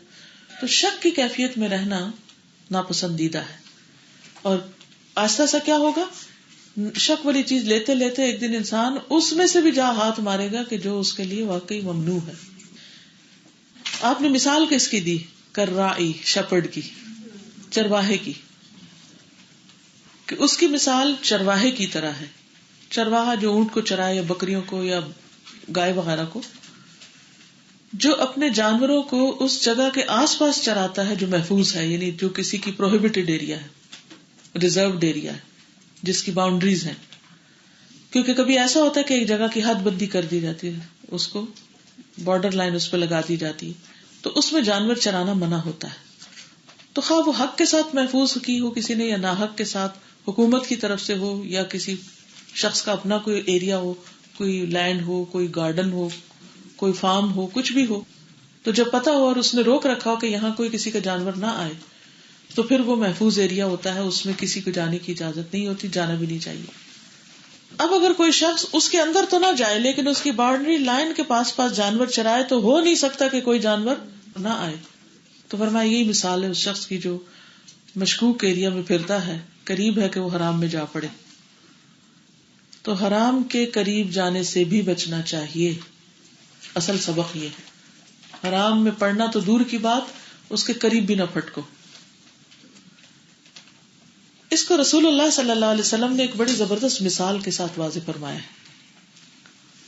بہت ہی خوبصورت حدیث ہے مسند احمد کی، اس سے انشاءاللہ مائنڈ مزید کھل جائے گا. رسول اللہ صلی اللہ علیہ وسلم نے فرمایا کہ اللہ تعالیٰ نے ایک مثال بیان کی ہے کہ ایک صراط مستقیم ہے، سیدھا راستہ ہے، جس کے دونوں جانب والز ہیں، دیواریں ہیں، یعنی اسٹریٹ راستہ، جیسے گلی ہوتی ہے نا، گلی اسٹریٹ ہوتی ہے، کوئی اسٹریٹ کیا ہے، سیدھا راستہ ہے، اور آس پاس کیا ہے، دیواریں ہیں یا گھر ہیں لوگوں کے، اور ان دیواروں میں دروازے کھلے ہوئے ہیں، یعنی لوگوں کے گھروں کے دروازے، ٹھیک ہے، دائیں یا بائیں. دروازوں پہ پردے لٹک رہے ہیں یا دروازے ہیں، اور راستے کے سینٹرل ڈور کے پاس، یعنی کہ ساری اسٹریٹ کا جو بالکل درمیان والا حصہ ہے، اس پر ایک پکارنے والا کھڑا ہے. کہتا ہے لوگوں سب کے سب اس میں داخل ہو جاؤ، دائیں بائیں نہیں جاؤ، یعنی اس اندر نہیں جاؤ بلکہ اسٹریٹ پاتھ پہ چلتے جاؤ. یہ جو دروازے کھلے ہوئے نا رائٹ لیفٹ، کسی کے گھر میں نہیں جانا. جب کوئی شخص ان میں سے کوئی دروازہ کھولنا چاہتا ہے تو وہ اس کو کہتا ہے مت کھولو مت کھولو، سیدھے جاؤ، اس لیے کہ اگر تم نے کھول لیا تو تم اندر ہی چلے جاؤ گے یا کوئی اور ہی چلا جائے گا. تو صراط مستقیم کیا ہے؟ اسلام. دیوار کیا ہے؟ اللہ کی حدود، کھلے ہوئے دروازے، پروہیبٹڈ ایریاز. اور راستے کے درمیان جو کھڑا ہے وہ قرآن ہے، جو لوگوں کو منع کر رہا ہے حرام کی طرف جانے سے. اور این بیچ میں جو دائی ہے، مرکزی دروازے پر ایک دائی اور ایک این بیچ میں کوئی کھڑا ہے رستے کے، وہ انسان کا اپنا دل ہے جو واعظ ہے، جو اس کو منع کرتا ہے. یعنی دو روکنے والے، ایک قرآن یعنی جو اسٹریٹ کے بیچ کے ایک دروازے کے پاس ہے، اور ایک راستے میں ہے، یعنی سڑک کے اوپر، وہ انسان کا اپنا دل ہے. مثال واضح ہوگی. آج آپ جب گھر جائیں گے نا، تو جو ہی آپ گاڑی اپنی اسٹریٹ کی طرف موڑے تو آپ کہیں میں آپ سیدھے رستے پہ آ گئی، ٹھیک ہے، اور اسٹریٹ کے آخر میں آپ کا گھر ہے، لیکن رائٹ لیفٹ لوگوں کے گھر ہیں. کیا آپ کو اجازت ہے کسی کا بھی دروازہ کھول دیں؟ نہیں کھولنا چاہیے. کیوں؟ ان کے گھر اجازت کے بغیر نہیں داخل ہو سکتے. اور این اسٹریٹ کے بیچ میں ایک پولیس مین بھی کھڑا ہے، وہ بھی دیکھ رہا ہے اور کہہ رہا ہے کہ دیکھو کسی کے گھر نہیں جاؤ. اور اس کے ساتھ ساتھ راستے میں ایک اور بھی ہے جو روک رہا ہے، ایک ان آفیشیل شخص بھی، اور وہ آپ کا اپنا ضمیر ہے. نہیں، کسی کے گھر نہیں جاتے. تو اب جو شخص سیدھا چلتا جائے گا وہ تو اپنے گھر پہنچ جائے گا، اور جو دائیں بائیں گیا راستہ گم کر جائے گا. اسی طرح جیسے راستے میں ٹریفک لائٹس ہوتی ہیں، ریڈ یلو گرین ہوتی ہیں، تو ریڈ کا کیا مطلب ہے؟ پروہیبٹڈ، آپ نہیں جا سکتے. یلو یا اورنج وہ کیا ہے؟ Grey area. اور ایک کیا ہے؟ گرین، کہ اب چلے جاؤ. چلے کہاں جاؤ؟ اپنے گھر جاؤ. اور یلو کیا ہے؟ ایسے ہی ادھر ادھر نہیں گھومو پھرو. اور کیونکہ اگر کبھی ادھر گھومے کبھی ادھر تو ہو سکتا ہے کسی کا دروازہ کھلا ہو تو اندر ہی چلے جاؤ. اور ریڈ ایریا کیا ہے؟ وہ ڈورز ہیں کہ ادھر تو جانا ہی نہیں. تو جو ادھر گیا ہو سکتا پکڑا گیا وہاں جا. کیا کہیں گے؟ کوئی ایسے کسی گھر گھس جائے تو کیا کہتے ہیں؟ چور.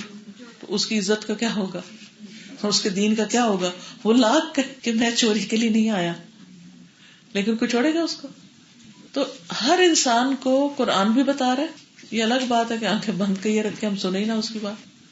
اور اگر کوئی اس سے آنکھیں بند کیے ہو تو اس کا اپنا دل بھی گواہی دے رہا ہے. ہر وقت ضمیر بتاتا ہے یہ نہیں ٹھیک، یہ جو تم کسی کی بات کر رہی ہو نہ کرتی تو اچھا تھا. بعض اوقات تو اس وقت انسان بڑے جوش میں بڑے اپنے آپ کو جسٹیفائی کر کے کچھ کہہ دیتا ہے، تو بعد میں کیا ہوتا ہے؟ دل خراب ہوتا ہے کہ یہ اس کے بغیر کیا گزارا نہیں تھا، اس کی کیا ضرورت تھی. یہ تو بدمزگی ہوتی ہے، خود اپنے اندر بدمزگی ہوتی ہے. اگر آپ کے دل پر نور کا کچھ حصہ ہے نا، آپ کو آپ کا ضمیر چین لینے ہی نہیں دے گا، کبھی مزہ آنے ہی نہیں دے گا. کسی کی برائی کر کے سخت بے چینی لائق ہو جائے گی. اور اگر دل مردہ ہے، اندر کچھ ہے ہی نہیں، وہ داعی ہے ہی نہیں، وہ پکارنے والا ہے ہی نہیں، تو پھر انسان ادھر ادھر لڑک لڑک کے خاتمہ کر دے گا اپنا. کہیں نہ کہیں جا ایکسیڈنٹ ہوگا اس کا، کہیں نہ کہیں پکڑا جائے گا. وہ پکڑا تو جائے گا ہی ایک دن. لوگوں کے گھر بریک ڈاؤن کر کے کیسے بچ سکتا ہے کوئی؟ کسی کی بھی عزت پہ حملہ کرنے والا دراصل اپنی عزت پہ حملہ کر رہا ہوتا ہے. کسی کے ساتھ برا کرنے والا دراصل اپنے ساتھ کر رہا ہوتا ہے. کسی کو دھوکہ دینے والا یخادعون اللہ والذین آمنوا وما یخدعون الا انفسهم وما یشعرون. اس لیے ہمیں صاف ستھری زندگی بسر کرنی ہے انشاءاللہ، اور اپنے آپ کو شکوک و شبہات سے نکال کے یکسوئی کے ساتھ صحیح راستے پہ چلنا ہے اور چراگاہ کے آس پاس نہیں گھومنا پھرنا.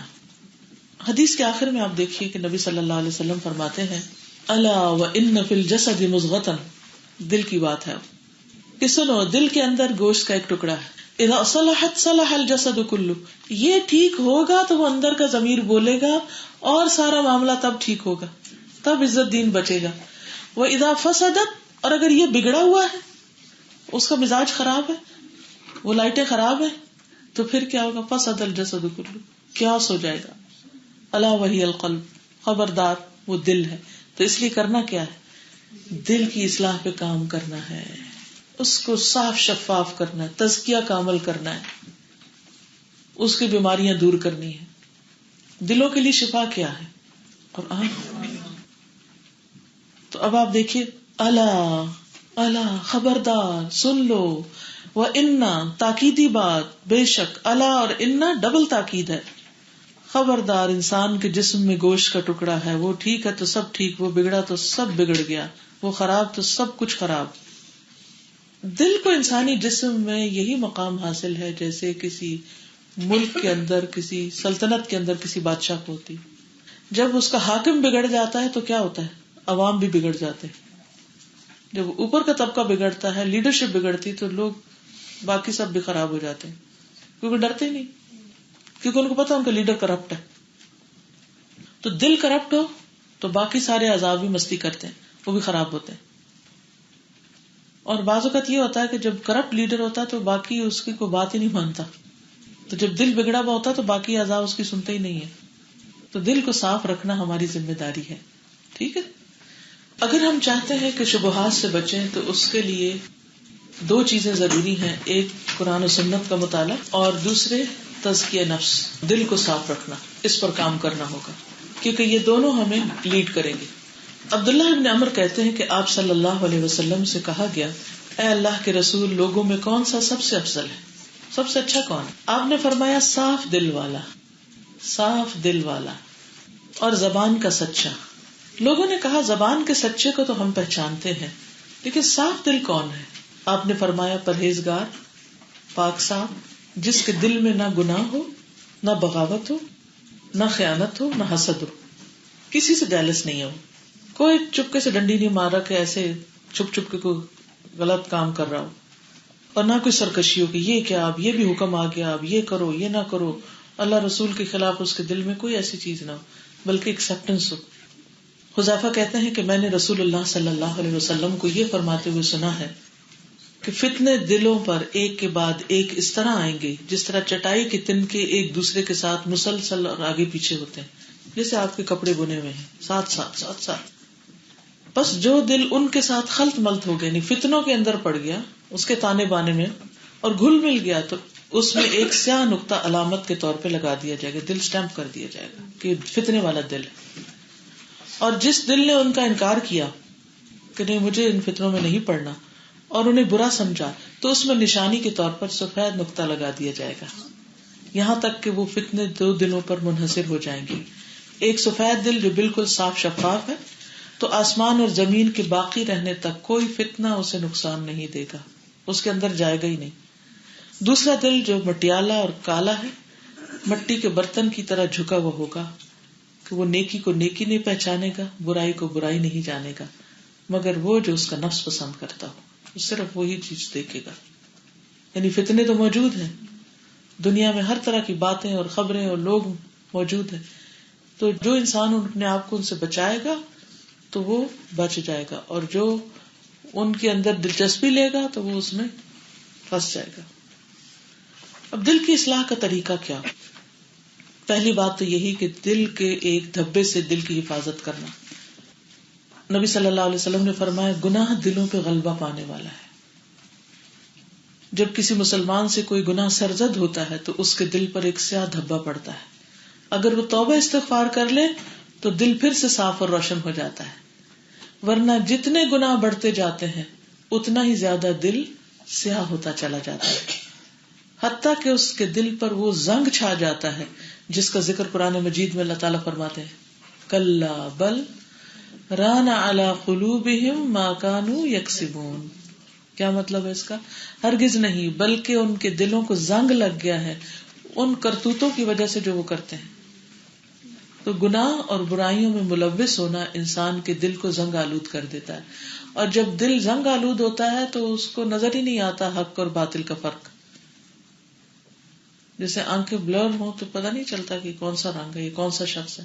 اینک اتار دیں تو بعض اوقات آپ انسانوں کی شکل نہیں پہچانتے. تو جب اینک لگ جاتی تو ہر چیز روشن ہو جاتی. تو بالکل اسی طرح جب انسان توبہ استغفار کرتا ہے تو اندر سے کلینزنگ ہوتی، دل صاف ہوتے ہیں، جب وہ صاف ہوتے ہیں تو پھر اچھے برے کا فرق پتہ چلنے لگتا ہے. اس کے لیے کیا کرنا چاہیے؟ گناہ کے فوراً بعد توبہ کرنی چاہیے، توبہ کو ڈیلے نہیں کرنا چاہیے. رسول اللہ صلی اللہ علیہ وسلم نے فرمایا جب کسی مسلمان سے کوئی گناہ سرزد ہوتا ہے تو اس کے دل پر سیاہ دھبا پڑ جاتا ہے، اگر وہ توبہ کر لے تو دل پھر سے صاف ہو جاتا ہے. پھر یہ ہے کہ دل کو مختلف طرح کے برے خیالات اور بری باتوں سے محفوظ رکھنا چاہیے.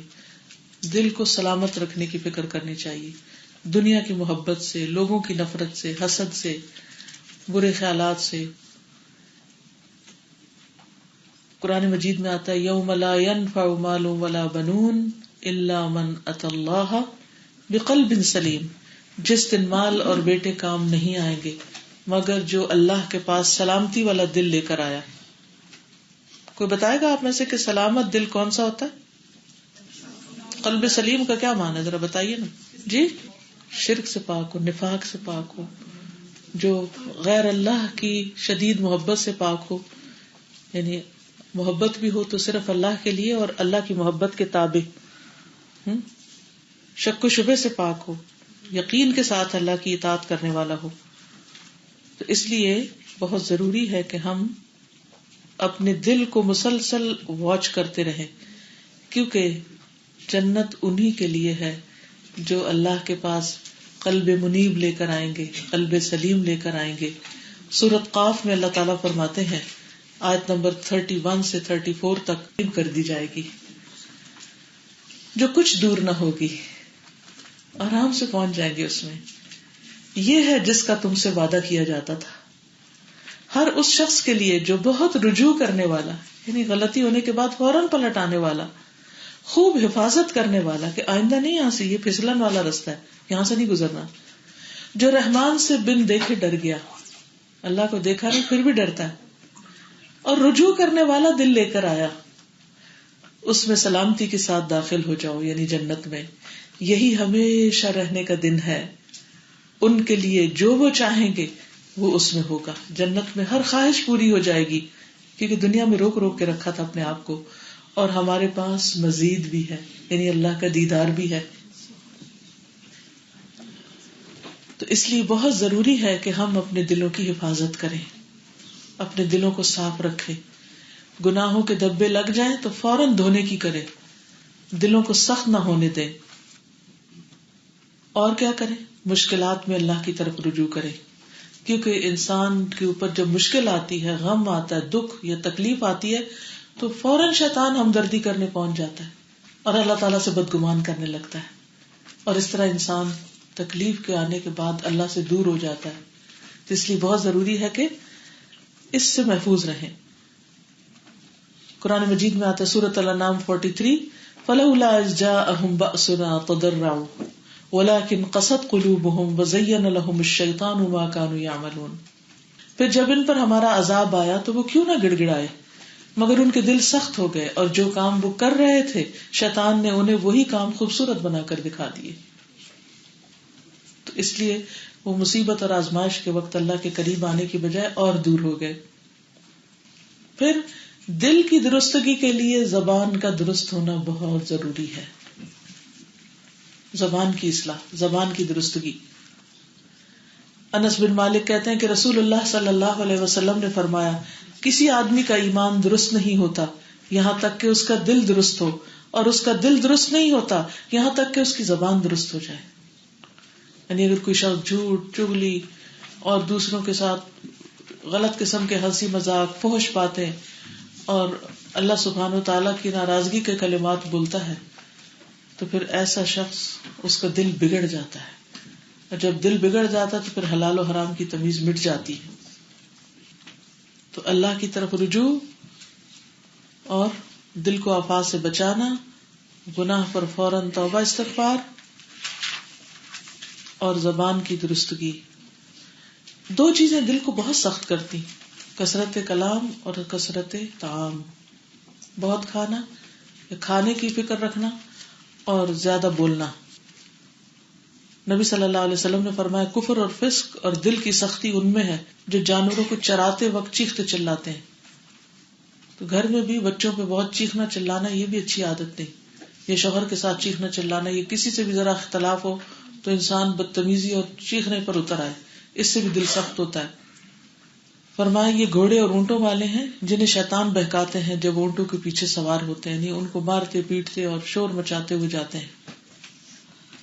پھر دوسروں کے معاملات میں محتاط ہونا، دل بچانے کے لیے کیا ضروری ہے؟ دوسروں کے معاملات میں محتاط ہونا۔ رسول اللہ صلی اللہ علیہ وسلم نے فرمایا، اے ان لوگوں کی جماعت جو صرف زبان سے ایمان لائے ہو اور ان کے دلوں میں ایمان داخل نہیں ہوا، مسلمانوں کی غیبت مت کیا کرو اور ان کی عزت و آبرو کے درپیر نہ رہو۔ کیونکہ بعض لوگوں کا کام کیا ہوتا ہے، وہ ہر ایک کے اوپر تنقید کر رہے ہوتے ہیں، ہر ایک کی غلطیاں چن رہے ہوتے ہیں اور ہر ایک کو برا بھلا کہہ رہے ہوتے ہیں، تو اس سے بھی دل سخت ہو جاتا ہے۔ غلط خواہشات سے بچنا، نبی صلی اللہ علیہ وسلم نے فرمایا، دل کا زنا تمنا اور خواہش کرنا ہے، کہ انسان دل میں ایسی باتیں سوچتا رہے حرام تعلقات کے بارے میں۔ فرمایا، قرآن مجید میں آتا سورۃ الکہف 28، وَلَا تُطِعْ مَنْ أَغْفَلْنَا قَلْبَهُ عَنْ ذِكْرِنَا وَاتَّبَعَ هَوَاهُ وَكَانَ أَمْرُهُ فُرُطًا۔ تم ایسے شخص کی بات نہ مانو جس کا دل ہم نے اپنے ذکر سے غافل کر دیا ہے، وہ اپنی خواہش پر چلتا ہے اور اس کا معاملہ حد سے بڑھا ہوا ہے۔ پھر دنیا کی رنگینیوں اور ہنسنے کھیلنے سے بچنا، یعنی بہت زیادہ پارٹیing اور شاپنگ اور صرف ہر وقت فن اور ہر وقت ہنسی مذاق، ایسے لوگ جو ہیں وہ غفلت میں پڑے ہوئے ہوتے ہیں اور پھر ان کے دل بلید ہو جاتے ہیں۔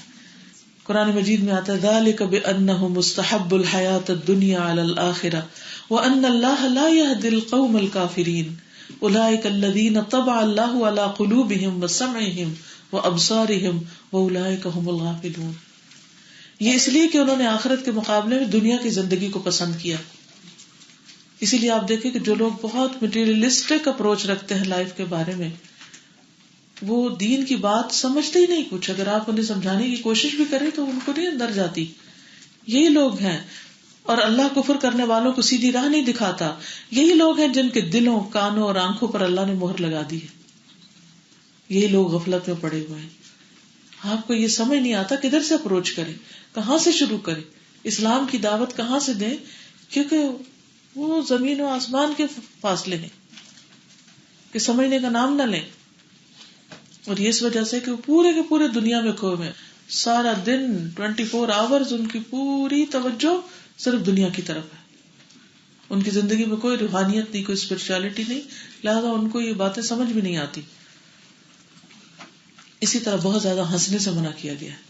ٹھیک ہے، مسکرائے انسان، کبھی کبھی ہنسے بھی، لیکن کثرت سے ہنسنا منع ہے. ابن ماجہ کی روایت ہے زیادہ نہ ہنسو، کیونکہ زیادہ ہنسنا دل کو مردہ کر دیتا ہے. پھر اور کیا کرنا چاہیے؟ یہ تو تھے نہ کرنے کے کام. کرنے کے کام کیا ہے؟ توبہ استغفار کے علاوہ ہر ماہ کے 3 روزے رکھنا. یہ سینے کے کینے کو دور کر دیتا ہے، دل کو روشن کرتا ہے. روزانہ 100 بار استغفار کرنا. نبی صلی اللہ علیہ وسلم نے فرمایا میرے دل پر بھی پردہ سا آ جاتا ہے، اسی وجہ سے میں ایک دن میں 100 مرتبہ اللہ سے استغفار کرتا ہوں.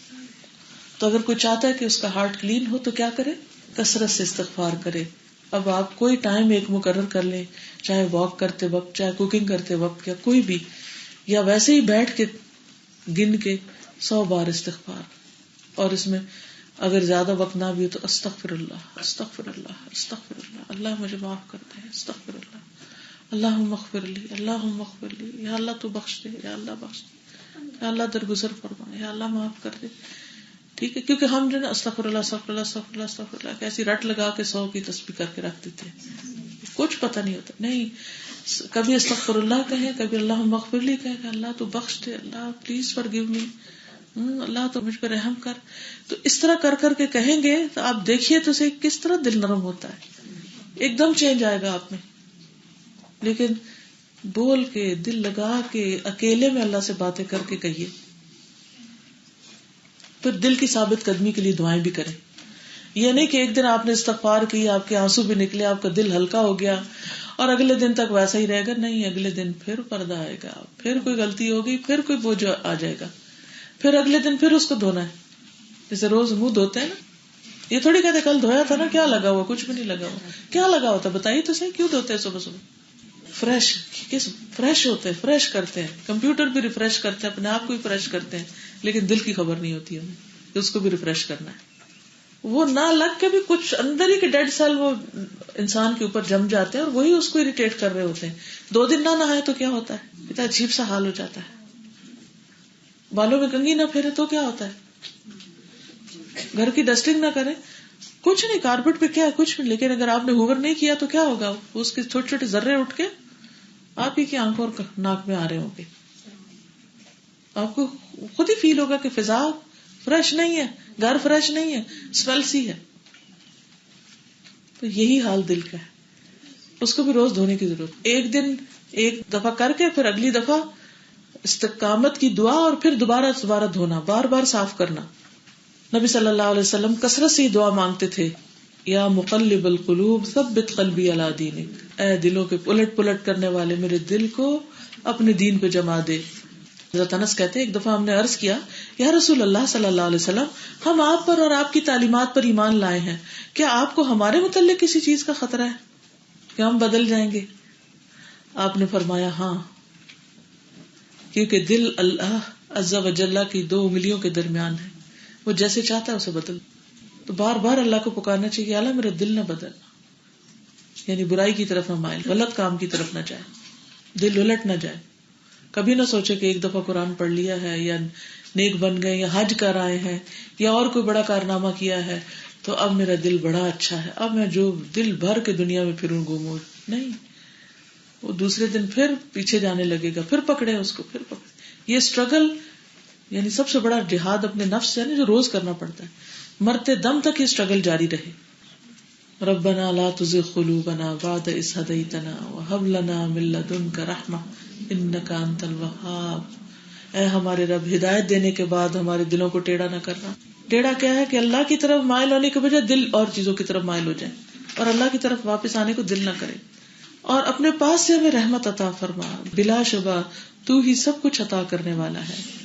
اور پھر اللہم انی اعوذ بک من علم لا ينفع ومن قلب لا یخشع ومن نفس لا تشبع ومن دعوت لا یستجاب لها. اے اللہ میں تجھ سے ایسے علم سے پناہ مانگتا ہوں جو نفع نہ دے, کوئی فائدہ نہ ہو مجھے, اور ایسے دل سے جو ڈرنے والا نہ ہو, اور ایسے نفس سے جو سیر ہونے والا نہ ہو, پیٹ ہی نہ بھرے, دل ہی نہ بھرے کسی دنیا سے, اور ایسی دعا سے جو قبول ہونے والی نہ ہو. اللہ ان چیزوں سے بچا کے رکھنا. پھر ایک اور دعا بھی ہے, اللہم انی اعوذ بک من شر سمعی ومن شر بصری ومن شر لسانی ومن شر قلبی ومن شر منی. اے اللہ میں تیری پناہ چاہتا ہوں اپنے کان, آنکھ, زبان اور اپنے دل کی برائی سے اور اپنی خواہش کی برائی سے, کہ اللہ ان چیزوں سے مجھے محفوظ رکھ. کیونکہ باہر تو مسئلے ہیں ہی, اندر بھی بہت ہیں.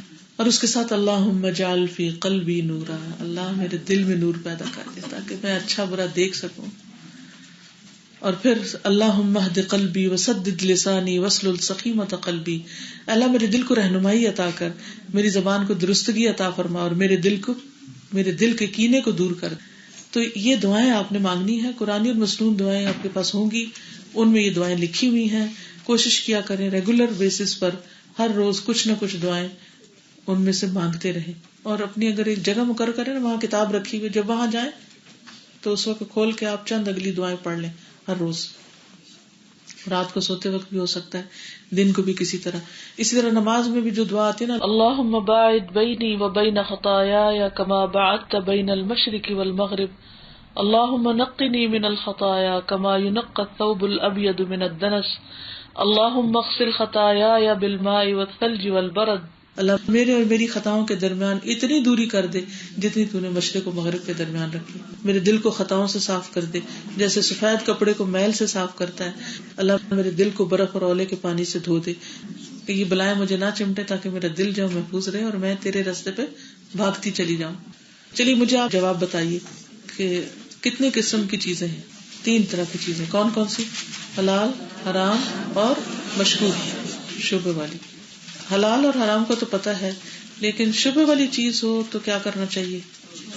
چھوڑ دینا چاہیے. مثلا سگریٹ کیا ہے؟ سگریٹ کچھ علماء نے تو اب اس کو بالکل حرام کر دی کیونکہ اس میں جان کا خطرہ ہے اور جتنے اس کے نقصان ہے اس کی وجہ سے.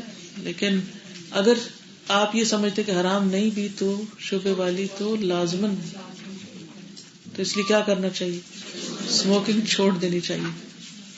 اچھا یہ بتائیے کہ شک میں پڑنے کی وجوہات کیا ہوتی ہیں؟ لا علمی, خواہش پرستی, ناسمجھی, قلت العلم, قلت الفہم, اور غور و فکر میں کمی, توجہ ہی نہیں کرتے بات کی طرف. نبی صلی اللہ علیہ وسلم نے فرمایا 2 خصلتیں ہیں جو منافق میں کبھی جمع نہیں ہو سکتی, اچھا اخلاق اور دین کی سمجھ. یعنی دین کی ناسمجھی جو ہے یہ منافقت بھی پیدا کرتی ہے انسان کے اندر. پھر آپ دیکھیے کہ بری نیت, برا ارادہ, نیت کی خرابی, کیونکہ بعض اوقات ہم خود ہی نہیں چاہتے کہ کوئی شک والی چیز چھوڑے, تو جب اپنی مرضی نہیں ہوتی تب بھی مشکل ہوتی ہے. اچھا اس کی وجہ کیا ہے کہ اللہ نے کچھ چیزوں کو شبے میں رکھا ہے ٹیسٹ کے لیے, اور یہ دیکھنے کے لیے کہ کس کو جاننے کا شوق ہے اور کس کو جاننے کا شوق نہیں ہے, کس کو علم کا شوق ہے اور کس کو نہیں ہے. قل هل يستوي الذين يعلمون والذين لا يعلمون, کہہ دیجئے جو جانتے ہیں اور جو نہیں جانتے کبھی برابر ہو سکتے؟ نہیں ہو سکتے. والذین اوتوا العلم درجات, جن کو علم دیا گیا ان کے درجے بلند ہیں. تو ہمیں کیا کرنا چاہیے؟ اپنے درجوں کی بلندی کے لیے مزید سیکھنا چاہیے. تو علم والوں کی فضیلت ہے اس میں. پھر آپ دیکھیے کہ شبہات سے بچنے کی کیا ترغیب ہمارے دین نے دی ہے. کیوں بچو شبہات سے؟ تاکہ کیا بچا سکو؟ اپنا دین اور عزت. اور شک میں پڑنے سے کیا ہوتا ہے؟ مشکوک چیز اختیار کرنے سے انسان نقصان کیا ہوتا ہے؟ حرام میں جا پڑتا ہے. سچائی واضح ہو جاتی ہے, وہ بھی اس کا ٹیسٹ ہوتا ہے نا, اور لوگوں کا بھی ہوتا ہے. تو شک میں پڑنا حرام میں پڑنا ہوتا ہے, اس لیے شک والی چیزوں سے بچنا بہت ضروری ہے. یہ نہیں سوچنا چاہیے اچھا کوئی نہیں, who knows, کیا پتا ٹھیک ہی ہو, کھا لیتے ہیں, کر لیتے ہیں. پھر آپ دیکھیں کہ نبی صلی اللہ علیہ وسلم کتنے خوبصورت انداز میں باتیں سمجھاتے ہیں, مثالوں کے ساتھ, فائدہ اور نقصان بتا کے. تو ایک معلم کو کیسا ہونا چاہیے کہ جو صرف حکم نہ سنائے بلکہ ان احکامات کا فائدہ اور نقصان بھی بتائے, اور پھر ان رستوں کو بھی روکے کہ جو فساد اور بگاڑ کا ذریعہ ہے. تو تو دل کی اصلاح جو ہے وہ کون کون سے طریقوں سے ہوتی ہے، تھوڑی سے وہ دوہرا دیں. اعمال کتنی قسم کے ہوتے ہیں پیچھے بتا چکی ہوں، 3 طرح. اگر دل بگڑا ہوا تو اس کے اعمال صحیح ہو سکتے ہیں؟ تو ایک حصہ تو اعمال کا ویسے ہی چلا جائے گا پھر. اس لیے بھی دل کو صحیح کرنا ضروری ہے. قیامت کے دن دل کو الگ سے نکال کے اس کا بھی کچھ ٹیسٹنگ ہوگی کہ کیا ہے اس کے اندر. وَحُصِّلَ مَا فِي الصُّدُورِ يَوْمَ تُبْلَى السَّرَائِرُ. جس دن جو راز ہے نا سینے کے، ان کو بھی ٹیسٹ کیا جائے گا، پرکھا جائے گا، دیکھا جائے گا کہ کیا سوچتا تھا، کیا اس کے اندر شک شبے پلے ہوئے تھے. ان کو نکال کے مرنا چاہیے. شک کی حالت میں نہیں مرنا چاہیے، یقین کی حالت میں دنیا سے جانا چاہیے کہ جب دل اللہ کی وحدانیت اور رسول اللہ صلی اللہ علیہ وسلم کی شہادت پر مطمئن ہو. موت کا فرشتہ ہے تو کیا کہے، یا ایتھا النفس المطمئنہ. تو نفس مطمئنہ کب بن سکتا ہے؟ جب شکوک و شبہات سے نکلیں گے. اگر وہ رہے تو پھر مشکل ہوگی. اور پھر صرف اپنے ہی دل کا جائزہ لینا چاہیے، دوسروں کے لیے بھی دل اچھا رکھنا چاہیے، دوسروں کے لیے بھی اچھا رکھنا چاہیے. اور تقویٰ جو ہے وہ بعض لوگ تقویٰ کہتے ہیں کہ بس میرا دل اچھا ہے تو اس لیے میں جو بھی کروں ٹھیک ہوتی. اچھا، ایک اور بڑی اہم بات یہ پتہ چلتی ہے کہ دل ہے اسی میں عقل ہے. آپ کو پتہ نا لیٹسٹ ریسرچ کیا ہے، دل سوچتا ہے اور دل کے اندر ایسے نیورونز پائے گئے ہیں کہ جو تھنکنگ کا کام کرتے ہیں. قرآن مجید سے تو ہمیں پتہ چلتا ہی ہے. سورۃ الحج میں اللہ تعالیٰ فرماتے ہیں افلم یسیروا فی الارض فتکون لهم قلوب یعقلون بها او آذان یسمعون بها فانها لا تعمی الابصار ولکن تعمی القلوب التي فی الصدور. پھر کیا یہ لوگ زمین میں چلے پھرے نہیں کہ ان کے دل ایسے ہو جس کے ساتھ وہ سمجھے. یعنی انسان کو صرف ایک ہی کوکون میں بند نہیں ہو جانا چاہیے، نکلنا چاہیے، غور و فکر کرنا چاہیے، کبھی کھلی ہوا میں، فضا میں، کبھی اور لوگوں کو جو ہم سے زیادہ نیک ہوں، اچھے ہوں، کبھی حج عمرے کے لیے، تاکہ انسان کا دل جاگے. ورنہ ہوتا کیا، روٹین کی لائف میں ہم اتنے اپنے بس خیالوں میں کھوئے رہتے ہیں، وہی مسئلے بار بار دیکھتے ہیں، انہی چیزوں پہ پریشان ہوتے ہیں اور بس پھر ایک ڈپریشن میں چلے جاتے ہیں. تو ڈپریشن کا ایک علاج ہے کہ انسان اچھی صحبت اختیار کرے، اچھا ماحول میں جائے، اچھی چیزیں دیکھے، تو اس کے دل کی بیماری ختم ہو جائے گی. لہم قلوب یعقلون بها او آذان یسمعون بها فانها لا تعمی الابصار ولکن تعمی القلوب التي فی الصدور. آنکھیں اندھی نہیں ہوتی، دل ہے جو اندھے ہو جاتے ہیں. تو دلوں کا اندھا پن دور کرنے کے لیے انسان کو ہر ممکن طریقہ اختیار کرنا چاہیے، کیونکہ دلوں سے ہی سوچ سمجھ کا عمل ہوتا ہے.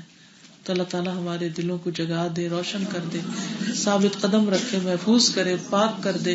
کیونکہ اللہ دل دیکھتا ہے. اللہ تمہاری شکلیں نہیں دیکھتا، وہ تمہارا دل دیکھتا ہے کہ اندر کیا ہے، تم اندر سے کیسے ہو. اور کل جو ہم نے پڑھا تھا نا کہ جو شخص سچا ہوگا، جینوئن ہوگا، اللہ تعالیٰ اس کو رسوا نہیں کرے، اسے خواہ آگ میں نہیں پھینکے گا. اور جو دھوکے باز ہوگا اس کا مرنے سے پہلے دھوکہ ظاہر ہو جائے گا، وہ غلط کاموں میں پڑ جائے گا اور اس کی عاقبت خراب ہو جائے گی. اور یہ ایک حقیقت ہے، فیکٹ ہے کہ ہم کیا بولتے. اس وقت میں کیا بول رہی ہوں، جو میں سوچ رہی ہوں، جو میرے دل میں ہے. تو اگر دل میں بگاڑ ہے تو میرے زبان پہ بھی اسی طرح کے غصے کے الفاظ، نفرت کے الفاظ، چیخنا چلانا اور اس طرح کی چیزیں آئیں گی. تو ظاہر ٹھیک نہیں ہوتا جب تک کہ اندر ٹھیک نہ ہو. اندر کو صاف کر لیں تو انشاءاللہ باقی چیزیں بھی اچھی ہو جائیں گی. اللہ تعالیٰ اپنی رحمت خاص کے ساتھ ہمارے دلوں کو اپنی محبت سے بھر دے، اور اپنے کتاب کی محبت سے اور اپنے دین کی اور ہر چیز سے زیادہ یہ محبت ہو جائے، تاکہ ہم اس دین کو خود بھی سیکھیں اور آگے بھی نور پھیلانے والے بنیں. جب ہم دوسروں کی مدد کریں گے تو اللہ تعالیٰ ہماری مدد فرمائے گا. توبہ ہر ایک کی قبول ہو جاتی، لیکن باقی دعائیں جو ہوتی ہیں نا، جو ہم دنیا آخرت کی کچھ مانگ رہے ہوتے ہیں، تو پہلی چیز توبہ سے شروع کرے، اس چیز کو چھوڑے تو انشاءاللہ باقی چیزیں بھی ٹھیک ہو جائیں گی. توبہ کے بعد وہ اپنا کام تبدیل کرے، اپنے حالات تبدیل کرے، وہ سیریسلی سوچے، لوگوں سے مشورہ کرے کہ مجھے یہ غلط کام چھوڑنا ہے، تو محنت شروع کرے گا، رستے نکل آئیں گے. وآخر دعوانا ان الحمدللہ رب العالمین. اگر آج قاری ابوبکر شاطری آ رہے ہیں، جب وہ تھوڑا سا فرق کریں گے تو آپ کہیں یہ تو غلط پڑھ گئے. غلط نہیں پڑھ گئے، وہ دوسرے حرف پہ پڑھ رہے ہیں، دوسری قرات پڑھ رہے ہیں، میننگ میں کچھ نہیں فرق آتا. اعوذ باللہ من الشیطان الرجیم، بسم اللہ الرحمن الرحیم. عَمَّ يَتَسَاءَلُونَ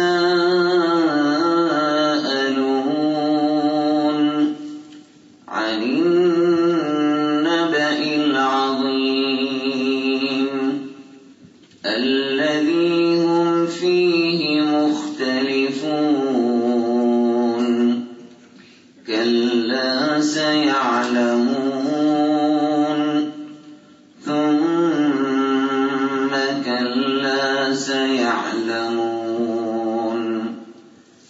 ألم نجعل الأرض مهادا والجبال أوتادا وخلقناكم أزواجا وجعلنا نومكم سباتا وجعلنا الليل لباسا وجعلنا النهار معاشا وبنينا فوقكم سبعا شدادا وجعلنا سراجا وهاجا وأنزلنا من المعصرات ماء ثجاجا لنخرج به حبا ونباتا وجنات ألفافا إن يوم الفصل كان ميقاتا يوم ينفخ في الصور فتأتون أفواجا وفتحت السماء فكانت أبوابا وسيرت الجبال فكانت سرابا إن جهنم كانت مرصادا للطاغين مآبا لابثين فيها أحقابا لا يذوقون فيها بردا ولا شرابا إلا حميما وغساقا جزاء وفاقا إنهم كانوا لا يرجون حسابا وكانوا بآياتنا كذابا وكل شيء أحصيناه كتابا فذوقوا فلن نزيدكم إلا عذابا إن للمتقين مفازا حدائق وأعنابا وكواعب أترابا وكأسا دهاقا لا يسمعون فيها لغوا ولا كذابا جزاء من ربك عطاء حسابا رب السماوات والأرض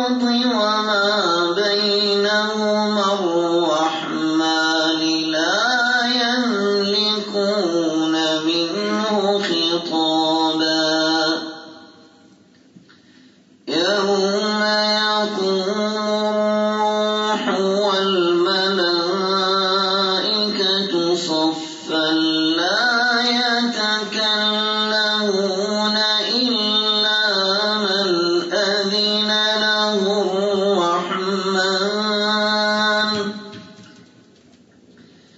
إلا من أذن له الرحمن وقال صوابا. ذلك اليوم الحق فمن شاء اتخذ إلى ربه مآبا. إنا